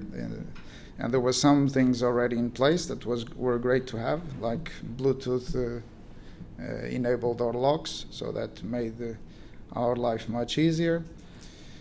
And there were some other platforms for food ordering, guest communication. All of that was key to do the project, to be able to integrate those and not disrupt stuff that actually was working well. Although we have many of those pieces, we can also assimilate that into our mobile platform. But we also saw something very interesting. It was the leadership team was looking at this for the long term. I saw from what Paul was saying, other people in the leadership team, they were looking at building something that would last, and not just let's fix the people not contacting each other, but let's build something that will survive this phase and will be useful in terms of experience for the guest and operational gains. And they called it, actually, this name, Reimagining the Guest Journey, is not mine. It's not something I invented. It was the Sea Containers London that came up with this name. So now I'll go through really quickly through some slides that show what are the phases of the journey. You can experience as well in the app, but I'll say some words about these so that you understand better what was behind it. So starting with well, guests make a reservation in any hotel website on an OTA. We don't interfere with that. The mobile app platform is connected here directly to the PMS and accesses in real time the reservations that are available in the PMS. Based on the date of the reservation, we send an email inviting the guest to do the filling in of the registration card. Once the guest completes the registration card, we send an email to confirm that, and also we use that email to invite them to download the mobile app that we built for the sea containers. One thing that is important, you notice, is this is not dependent at this stage on a mobile app. It's all web-based, does not need the mobile app. Even on a laptop, on a tablet, anywhere you can do these phases. But guests are also able, if they already have a mobile app, to do this check-in or pre-check-in in the mobile app. And for the purpose of this presentation, I will always show this in the format of a smartphone, but you should know that it's also web-based. So what you see here on the left, there's a main menu in the app, and on the left, the first button is a check-in button, and the guest is asked for the reservation number and last name. That's the way it's authenticated. And here you can use either the Synex's, which is the reservation tool that is used here, or the OTA reservation number, and it works seamlessly, either one of the two. So no issues with bookings from external, not from the website. Then our system connects to the PMS using those credentials and fills in the form. So the PMS, from the PMS we get all the details to fill in the form. It's a bidirectional connection with the PMS that simplifies a lot the registration card filling in. One important feature to mention as well, was greatly valued, was that we can identify in the registration phase that if the email is from an OTA, those temporary emails that Booking.com creates, for example, and other providers. So we can identify those, and for those cases, we force the guest to fill in their email address. So that well, for hoteliers, you all know, it means a way to convert into direct bookings, because you'll be able to connect directly to the guest and not depend on third parties.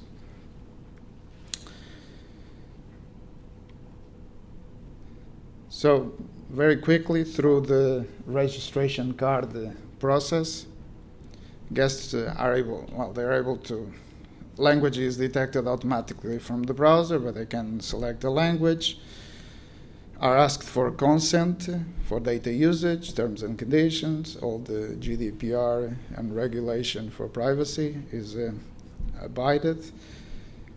They sign the registration card on the mobile app or on their own device. They don't need to do signature on arrival. So you can get rid of all the paperwork stuff that is needed, or you don't need to use a tablet. There are solutions using a tablet. Once the signature is done, the user can still modify some details about the arrival time and other fields that can be activated. The guest gets a confirmation that the process is finished. We also send a confirmation email to the guest confirming the pre-check-in was done successfully. Usually it's the same email that is used to promote a room upgrade or some other things. So that it's all very flexible in terms of what is sent to the client. All the steps of this registration card, all the fields can be either added, removed, swapped in sequence, made mandatory or optional. It's up to you. We build it with the hotel and also with the person running GDPR and other people that may have a say into that. Data that we collect is all synchronized with the profile that resides on the PMS. We don't hold that profile. The database is in the PMS, but it's a bidirectional connection.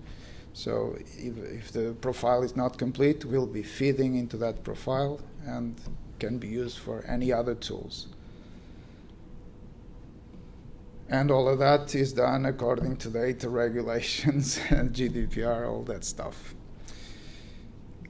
Our solution here, you can have a go, you can try it after this if you want. It's also a mobile key, so you don't need the plastic key. It's integrated with our partners from ASSA ABLOY, a long-lasting partner since the beginning that they have mobile key.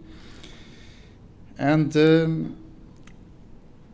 the one thing that we thought would not work, but it was really seamlessly, it was to also open elevators. It was something that we thought, oh, will it work? Actually, one thing that you should realize is whatever key you burn into a plastic key and the permissions that are there and all the properties are the same that are passed into the mobile device. There's no difference. So it's up to the way you build the key. It's nothing to do with the mobile app, either ours or from someone else's. The only difference is instead of a plastic card talking with a lock in RF, it's a mobile phone talking Bluetooth with the door lock. That's the only difference. It's a transport mechanism. Not related with the mobile app, but I already mentioned we were working on guest Wi-Fi as well.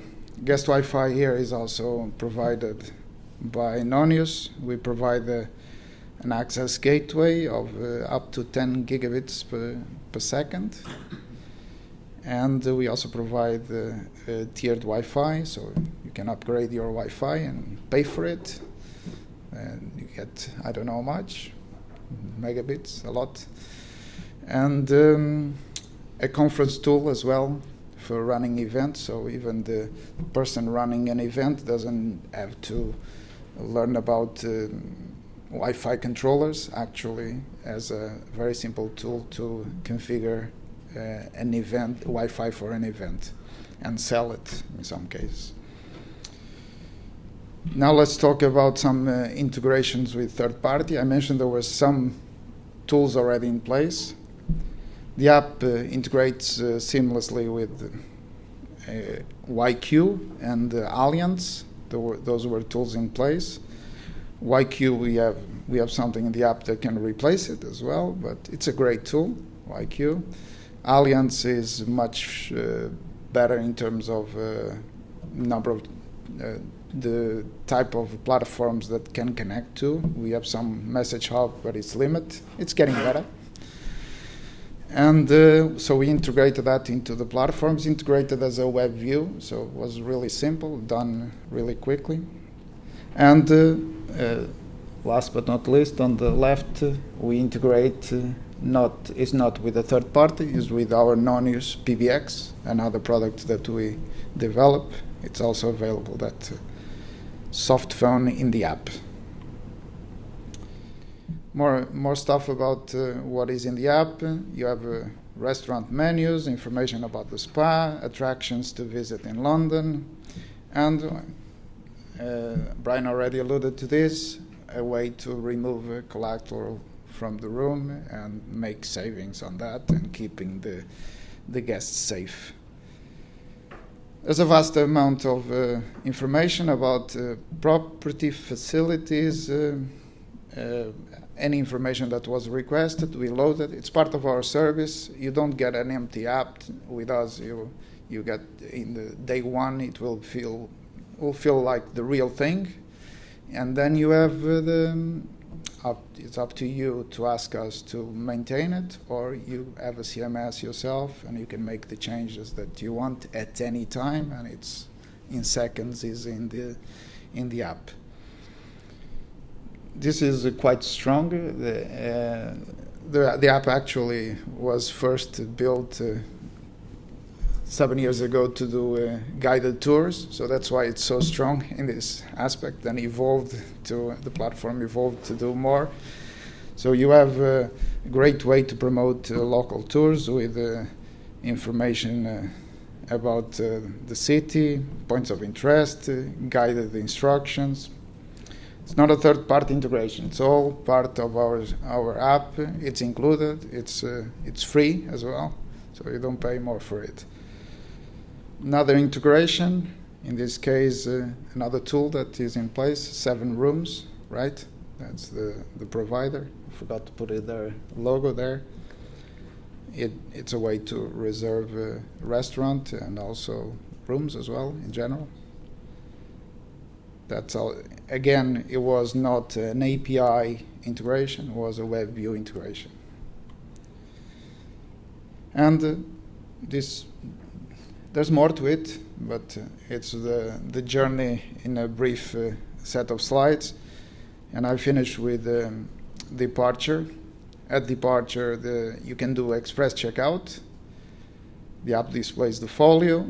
The guest can accept charges, and the checkout is actually then delegated to the PMS using the credit card that is kept in the PMS. And we sent, the PMS sends the invoice to the guest. So in this case, we still have some things to resolve in the check-in, in the arrival. Monique already told, we were working on payments. It's the only contact point that is still there. You still have to insert the card. On checkout, it's completely contactless at the moment. So people can leave without touching anyone, talking with anyone. So this is what we implemented. And one thing, Paul can keep me to the truth, this was done in 5 weeks, right? So they signed, and then we did it in 5 weeks, right? It was done, it was also because of that, it needed to be done in 5 weeks because it was for the opening in August 2020. We started talking in May, and then we started to work it out by end of June. End of June, and then end of July was done.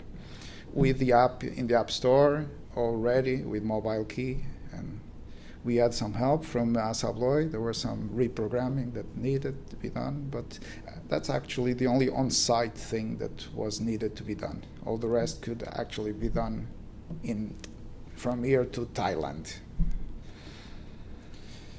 So that's the journey that we wanted to have done by August, ready to open the hotel, but we also thought about doing other enhancements after that. It went well. It was time to think about other things.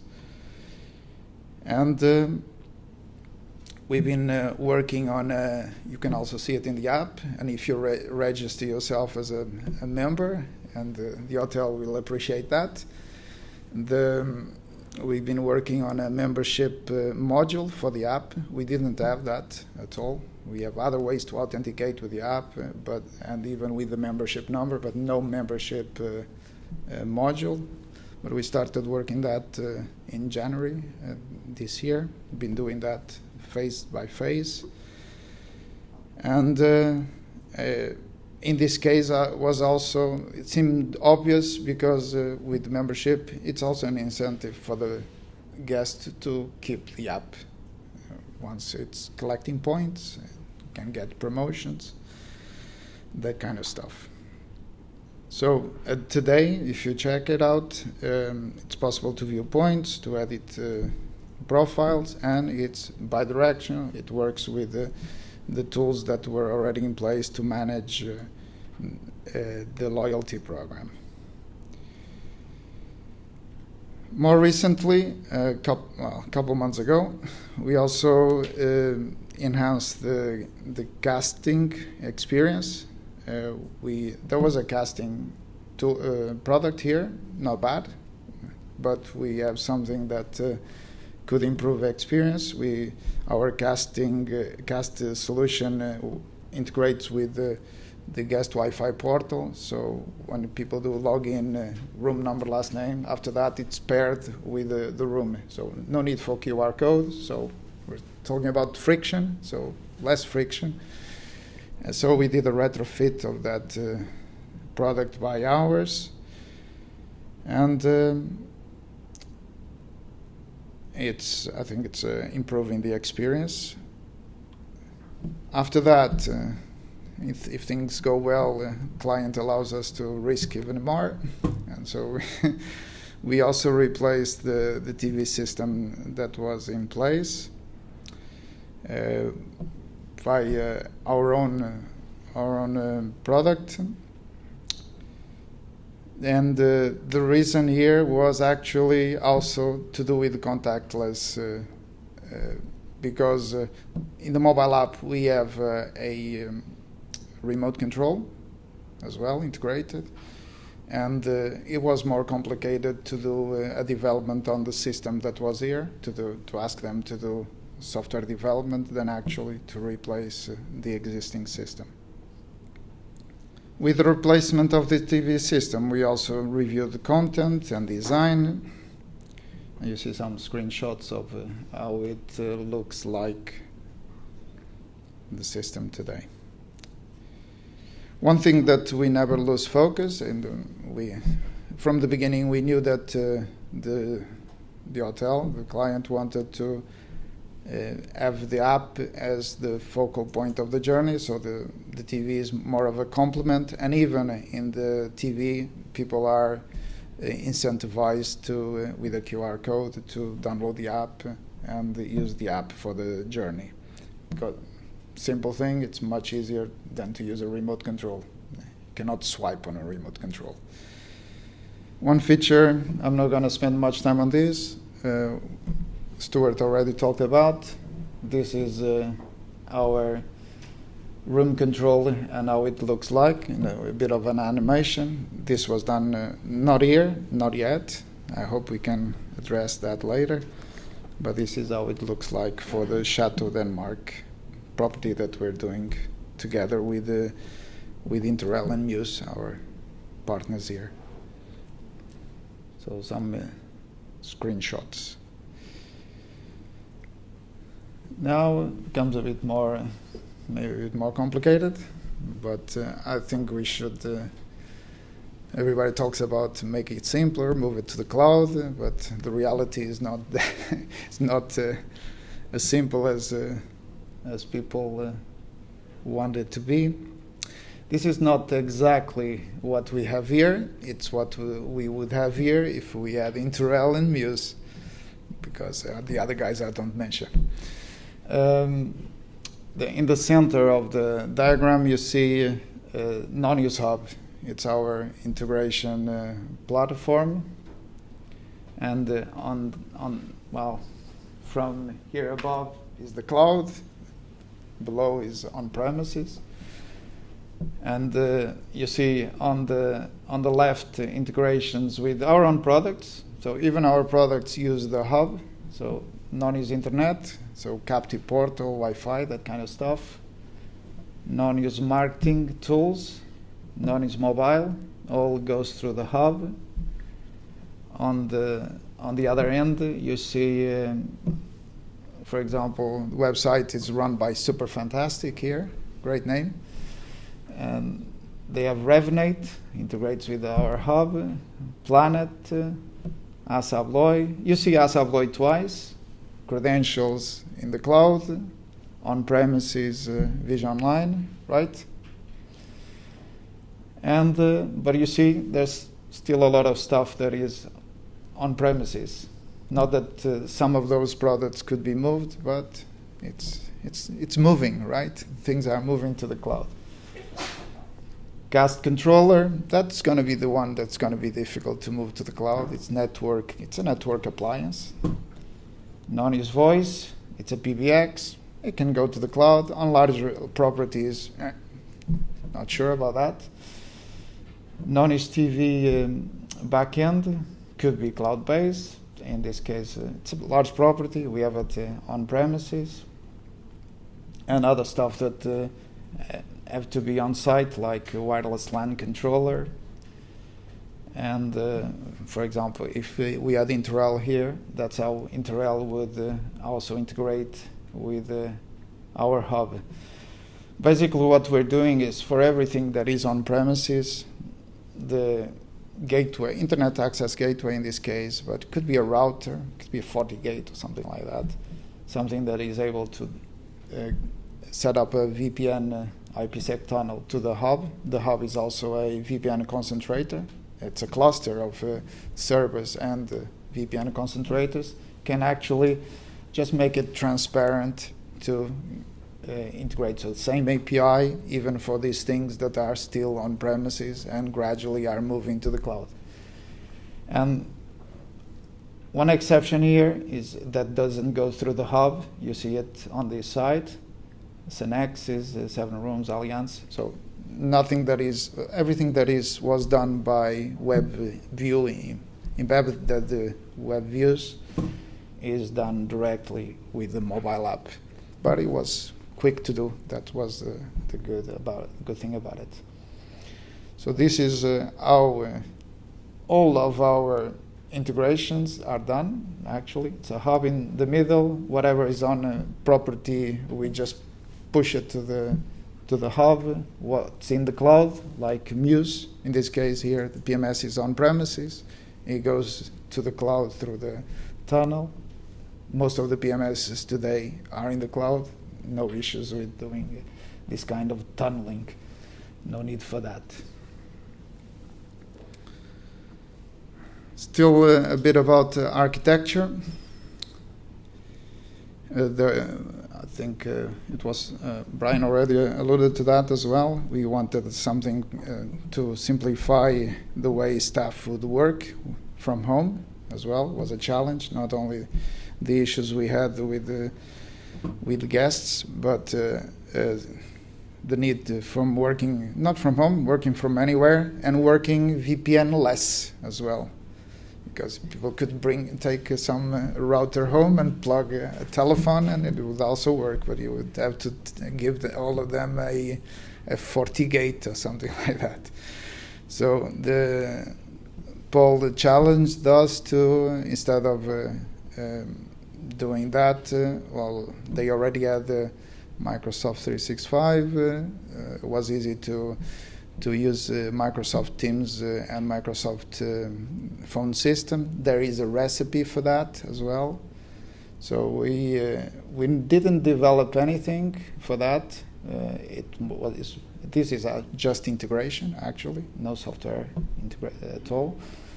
We have the Nonius PBX. We went to the market for the session border controller, the one that we thought was the most compatible with the Microsoft phone system. It's from Audio Codes, actually, and it was 3 days of configuration, something like that, and we were able to put staff working from home seamlessly. What this means is, if an extension handset was ringing here before this, it would ring here and would ring on their Microsoft Teams. Their extension is mirrored to the Microsoft Teams software client, and the other way around. They could use also the Microsoft Teams. I mentioned a bit of timeline during the presentation. That is summarizes it. So guest Wi-Fi was done in May. Then we had to do a mobile app, mobile check-in, mobile key for the open in August. Then gradually we've been doing a few more things. So the voice was done a bit later. And we've been running software development. That's really, all the rest is products that were already done, were more of configuration. That loyalty program is actually created with Paul and with the people from marketing and sales that have been contributing to that. That's the great thing. It's I don't need to do a lot of effort in terms of roadmap. People just tell me what I'll be able to sell. That's less risk you can get in this business. And more recently, retrofitting of TV and cast, as I mentioned. We're quite happy about the results. The client is happy because they think that we can do a bit more things here. And was about safer guest journey, improving operational efficiency, enhancing guest experience. I think that all of that was done. In more detail and our numbers, in terms of so the hotel reopened on the 15th of August, right? And until December, it had 50% of people using online check-in and 30% using mobile key, which compared with data from pre-pandemic, maybe it's the pandemic, maybe it's a great job we did with the app, but that's the result that we got. I was happy because we had other properties with mobile key and it was on the 15% and suddenly doubled it. So congestion at the front desk and Collateral from the room was removed. There was great feedback from the guest surveys. Staff working from home as well, with supporting the clients. And we have here a sorry. And as a bonus, I'm not sure if I can reveal, but we had 100K, right, of food ordering in the app, through mobile. A bit more data, more now on savings. So savings from a printed collateral is, well, that's folders, information, menus. It's estimated to be around 14K per annum. Savings on key card replacements estimated to 3.5K. Savings on commission fees. Remember about collecting the email address from the real one and not the booking.com one.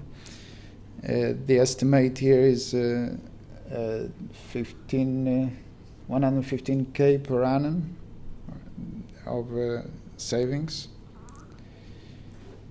And another thing is, according to information we have,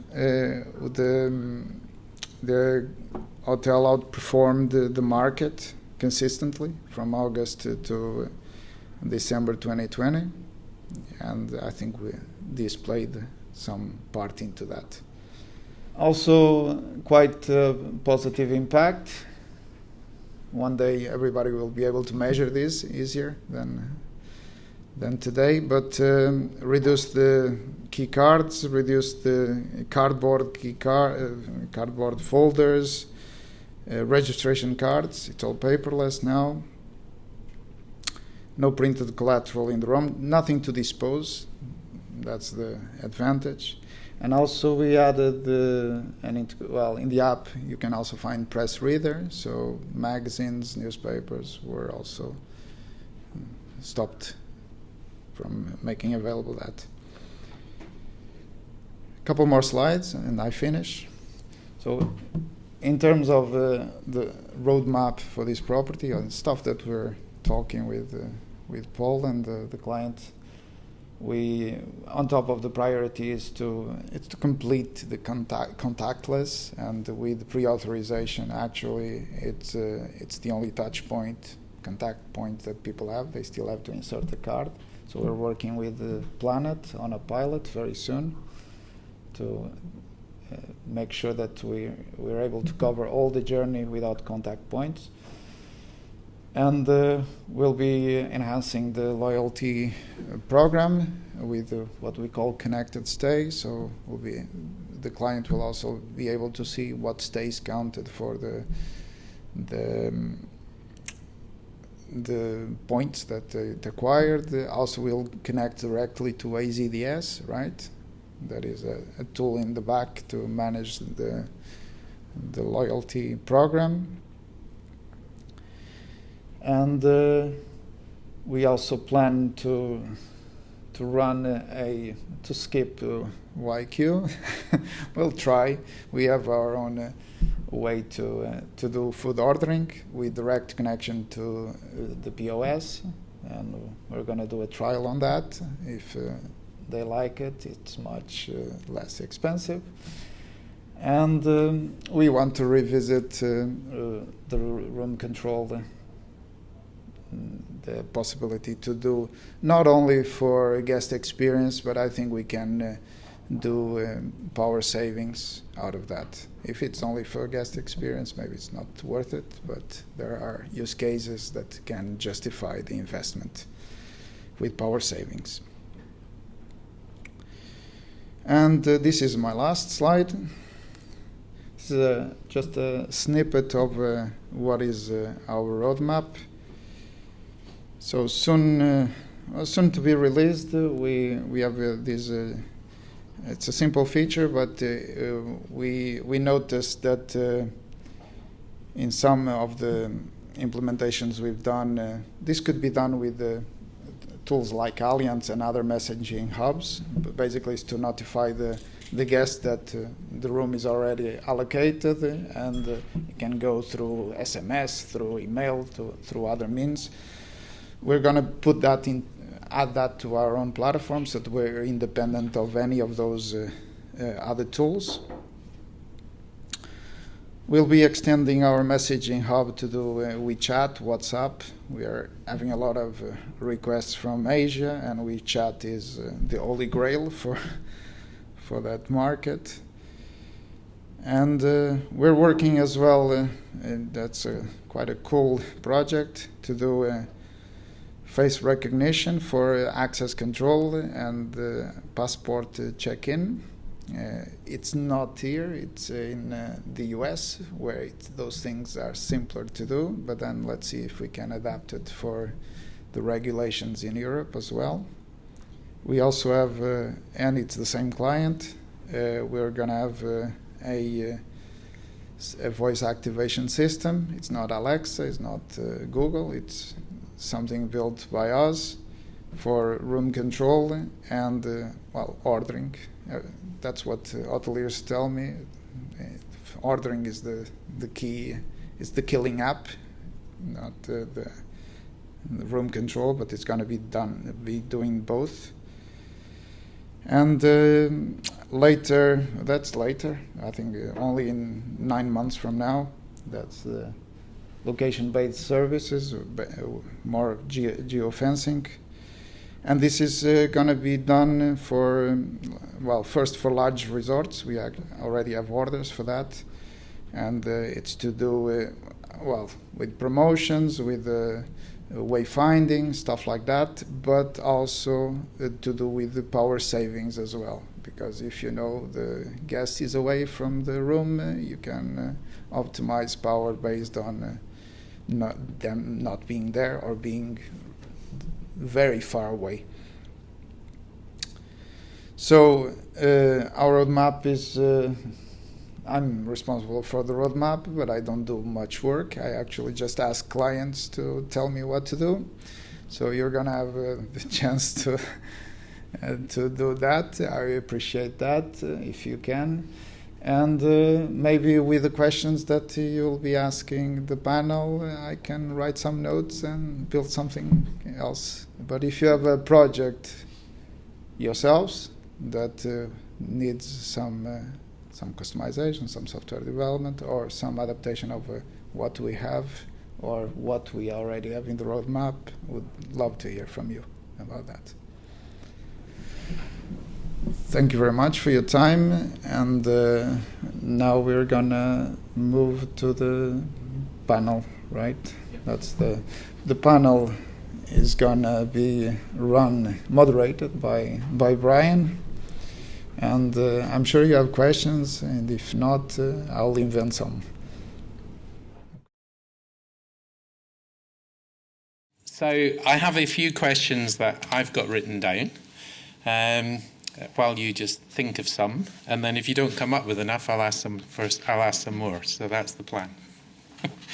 So we've got representatives from each of the companies that you've heard this morning, each of the partners, who are happy to answer anything that you want to throw at them. One I had, Richard, maybe to start with you, was around the locks. Because over the years, there's been an awful lot of debate about what's the right technology to use for mobile key. I remember it used to be, it's going to be NFC, but then standards were a challenge. A certain fruit manufacturer was a challenge in terms of cooperating and making NFC available in their mobile devices. And so I was just wondering, what is the best to use today? And where's it going in terms of technology in the future to have mobile key? Thanks for that. You're welcome. I think from that point of view, yeah, NFC was a thing of the past where, yes, it's built into all of our door locks. There was huge complexities over getting the token through not just fruit manufacturers, but also through mobile network operators, because you had to have agreements on how you could transmit that through each of the companies like Vodafone, O2. And when you become, and you try and globalize that, it becomes even more complicated. The onset of the availability of Bluetooth Low Energy, that drove the technology to be able to use mobile phones for opening door locks. Bluetooth Low Energy, Bluetooth version 4, that came about with the iPhone 4S. So it wasn't until then that it was possible to use Bluetooth for opening door locks, because the power required by Bluetooth was too power hungry, either for battery locks or, in practical terms, for mobile phones. So that's what's driven the use of Bluetooth over that period of time. Are we going to move away from that? At the moment, my opinion is no, and that's purely simply because it's deployed in so many properties now globally and has been adopted by several major hotel chains. And the enhancements with Bluetooth will continue, and we're not going to get to a point where suddenly we ditch Bluetooth and it's going to go to NFC. On the subject of door locks, you obviously spoke about how you do an SDK that people can use. But Leo, how does a hotel group, if it decides to adopt an app for a group, then deal with the fact that they've got, say, multiple lock manufacturers in different properties? Because with hotels, you tend to get the lock that comes with the hotel when you acquire it or it rebrands. So how's the integration done to deal with that? Well, we're multi-vendor on anything that we do. We actually have that kind of scenario. We have one single property with more than one lock, one type of lock at the moment.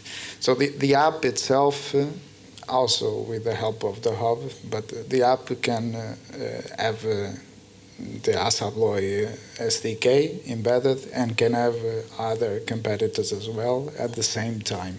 And it's irrelevant which lock it's opening. And in terms of, Paul, guest reaction, what's the guest reaction been to your reimagined guest journey and so much of this technology?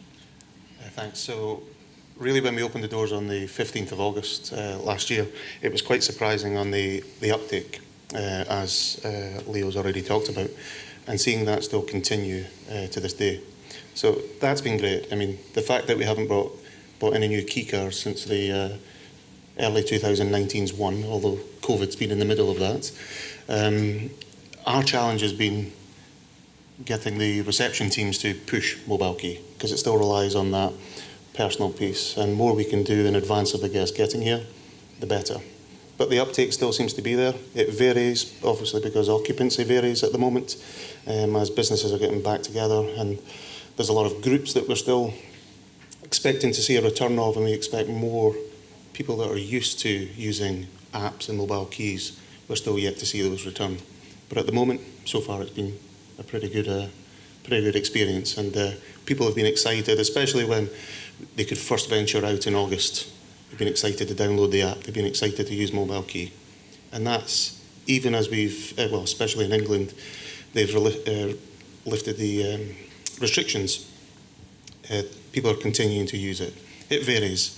The wife may download the app, the husband may not, and you get that difference. One person will want to have a key, and the other one will want to use the app. So it's interesting to see how that continues to develop. Helmut, you were talking about Chateau Denmark, and what was clear there, it's pretty complicated. A lot of devices in a room and a lot of cabling back to your room controller and the various other components that you can extend that with. But that's fine in a new build. But if you have an existing hotel that wants to do a not too intrusive retrofit of room management systems, are there solutions for that as well?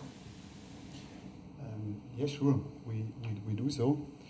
I mentioned it actually. As you know, most of the properties are existing, and we are faced always with retrofit solutions. And actually, we do more retrofit solutions, of course, than new building projects. Yeah, exactly for this, we created 2.5 years ago this system which is called EMS, Energy Management System, which is purely simple, which is focused really on to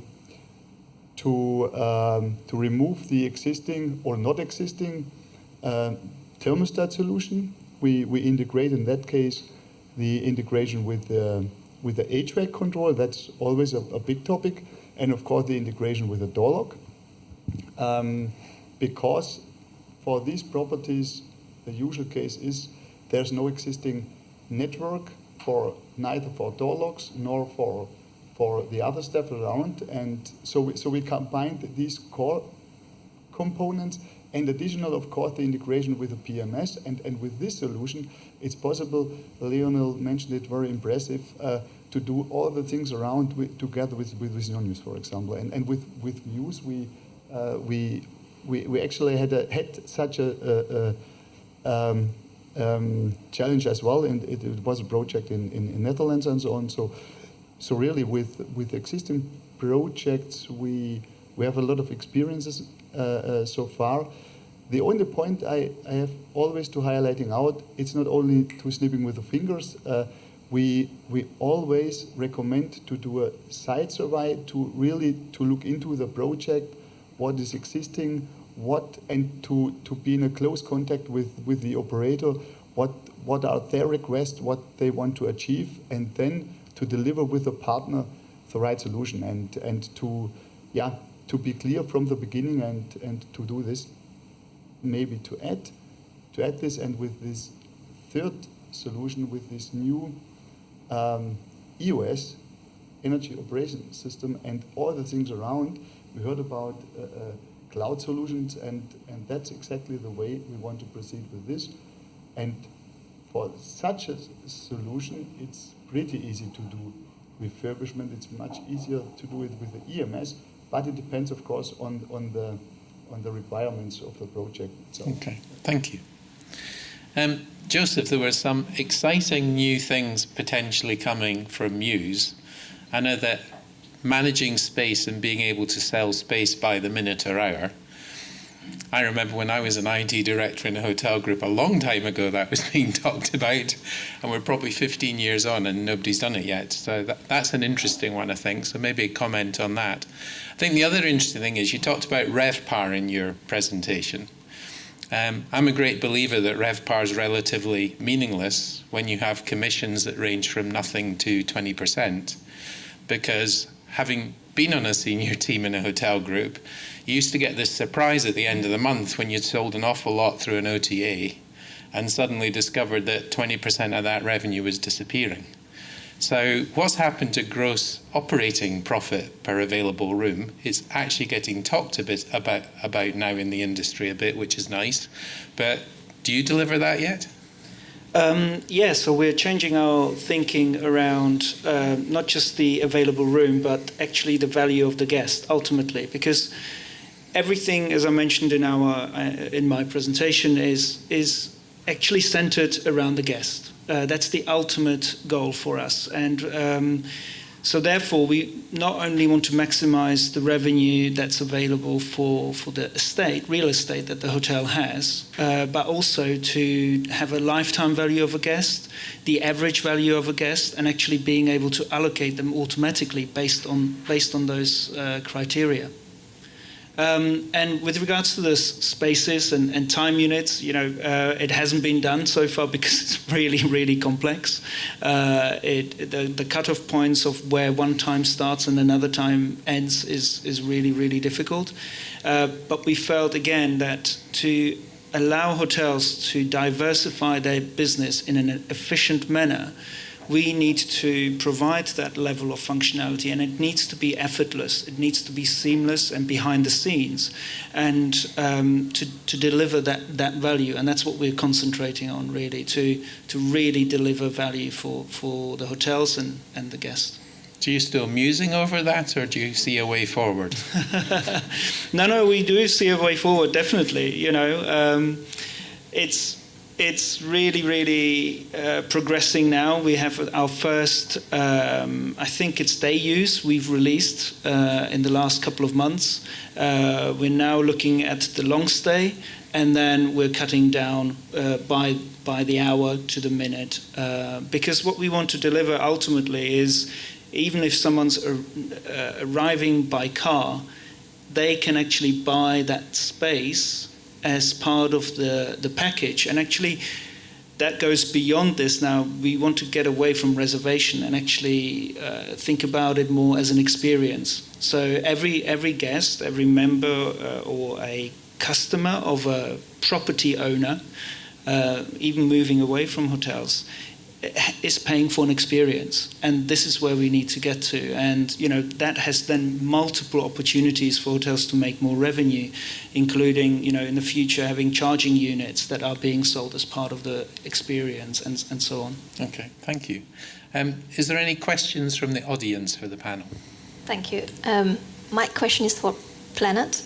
We talked about DCC a lot, and then how the payment industry is moving to digital era.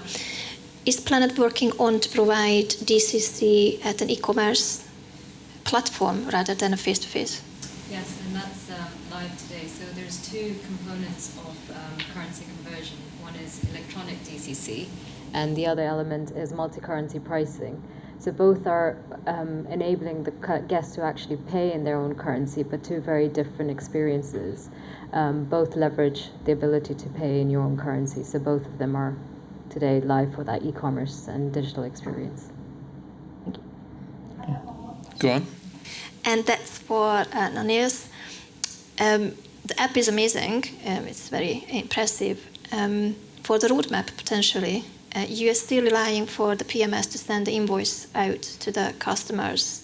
Is this any potential thinking to be having more of a guest portal approach, and as a guest I could download my own invoice whenever I need it again? It is. It's possible. With the PMS here in place, it wasn't. But I guess with other vendors, for us to generate an invoice out of the folio, I don't think we'll have enough information. Maybe with the partners like Muse, it's possible. It's something. I'll take that into the roadmap definitely, and I'll search for a solution. I'll come back to you on that. Thank you very much. Mark? Hi, sorry. In regards to the mobile journey, did you come up with any solutions for capturing passport in the check-in process? At the time, we have that available in staging at the moment. It's been run in North America in a proof of concept, and we're going to bring it here very soon. In a couple of months, will be available as well. So is that what you're referencing on your slide?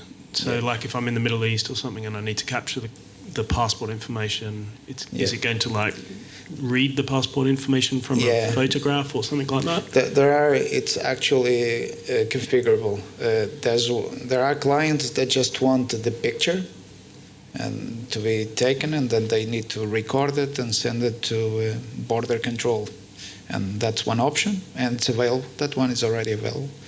The other is to actually extract information to then feed into the registration card.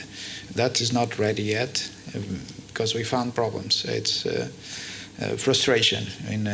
If it creates frustration, we prefer to wait a bit. We're still working on it. It's not ready, but we're working on it. Thank you.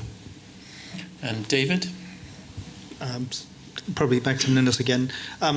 I'm going to assume there's a kiosk solution as well, or not?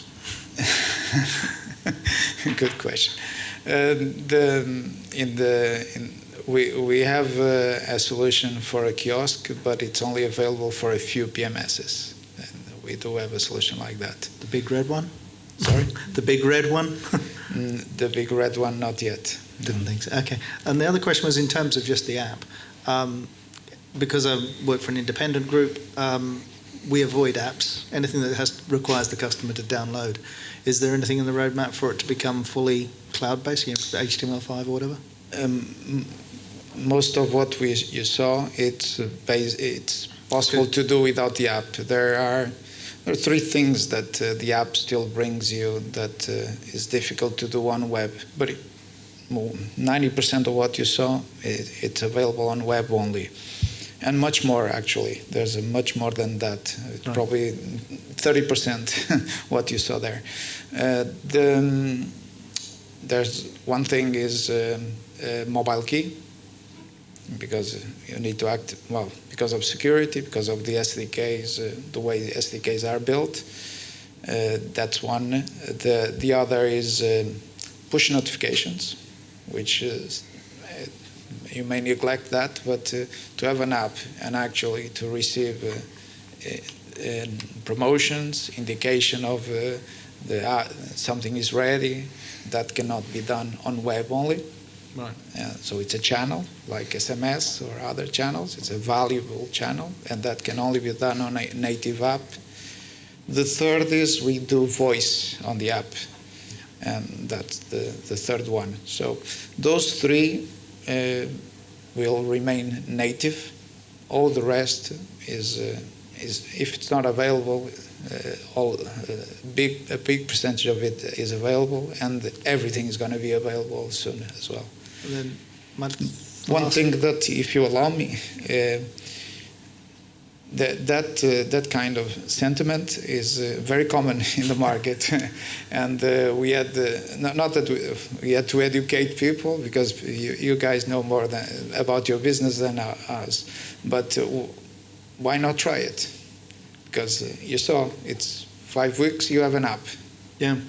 It's not expensive. We don't lock people for a long time as well. I think the challenge is that we still see it as a barrier, because guests have so many apps and people constantly downloading, updating, etc. Dare I say, depending on how good a phone they've got, they may not have room for another app. So that we also see as a barrier. The other question was around going later forward down the track when the payment integration's in, is part of the pre-check-in is doing effectively more than the pre-auth, using the credit card as the method of validating who the guest is. So, for example, we get a lot of the OTAs where we get fraudulent card data. So I want to know that before the guest arrives. And at the moment, we just get cards, and it's only until we try to process do we know that actually it's a stolen card, it's whatever it is, because the OTAs just blindly send you a PAN. And we're looking at ways to, so before the guest checks in, so on that pre-arrival or the check-in point, that we have validated payment. Okay. Is that being thought of? No, maybe. I can answer that from a payments perspective. That is absolutely something that we know is a need, and that's something that we've built into part of our process. It's a validation of that PAN. So when it comes into the PMS, usually with the OTAs, it's a clear card PAN, and like you said, it could be a series of numbers.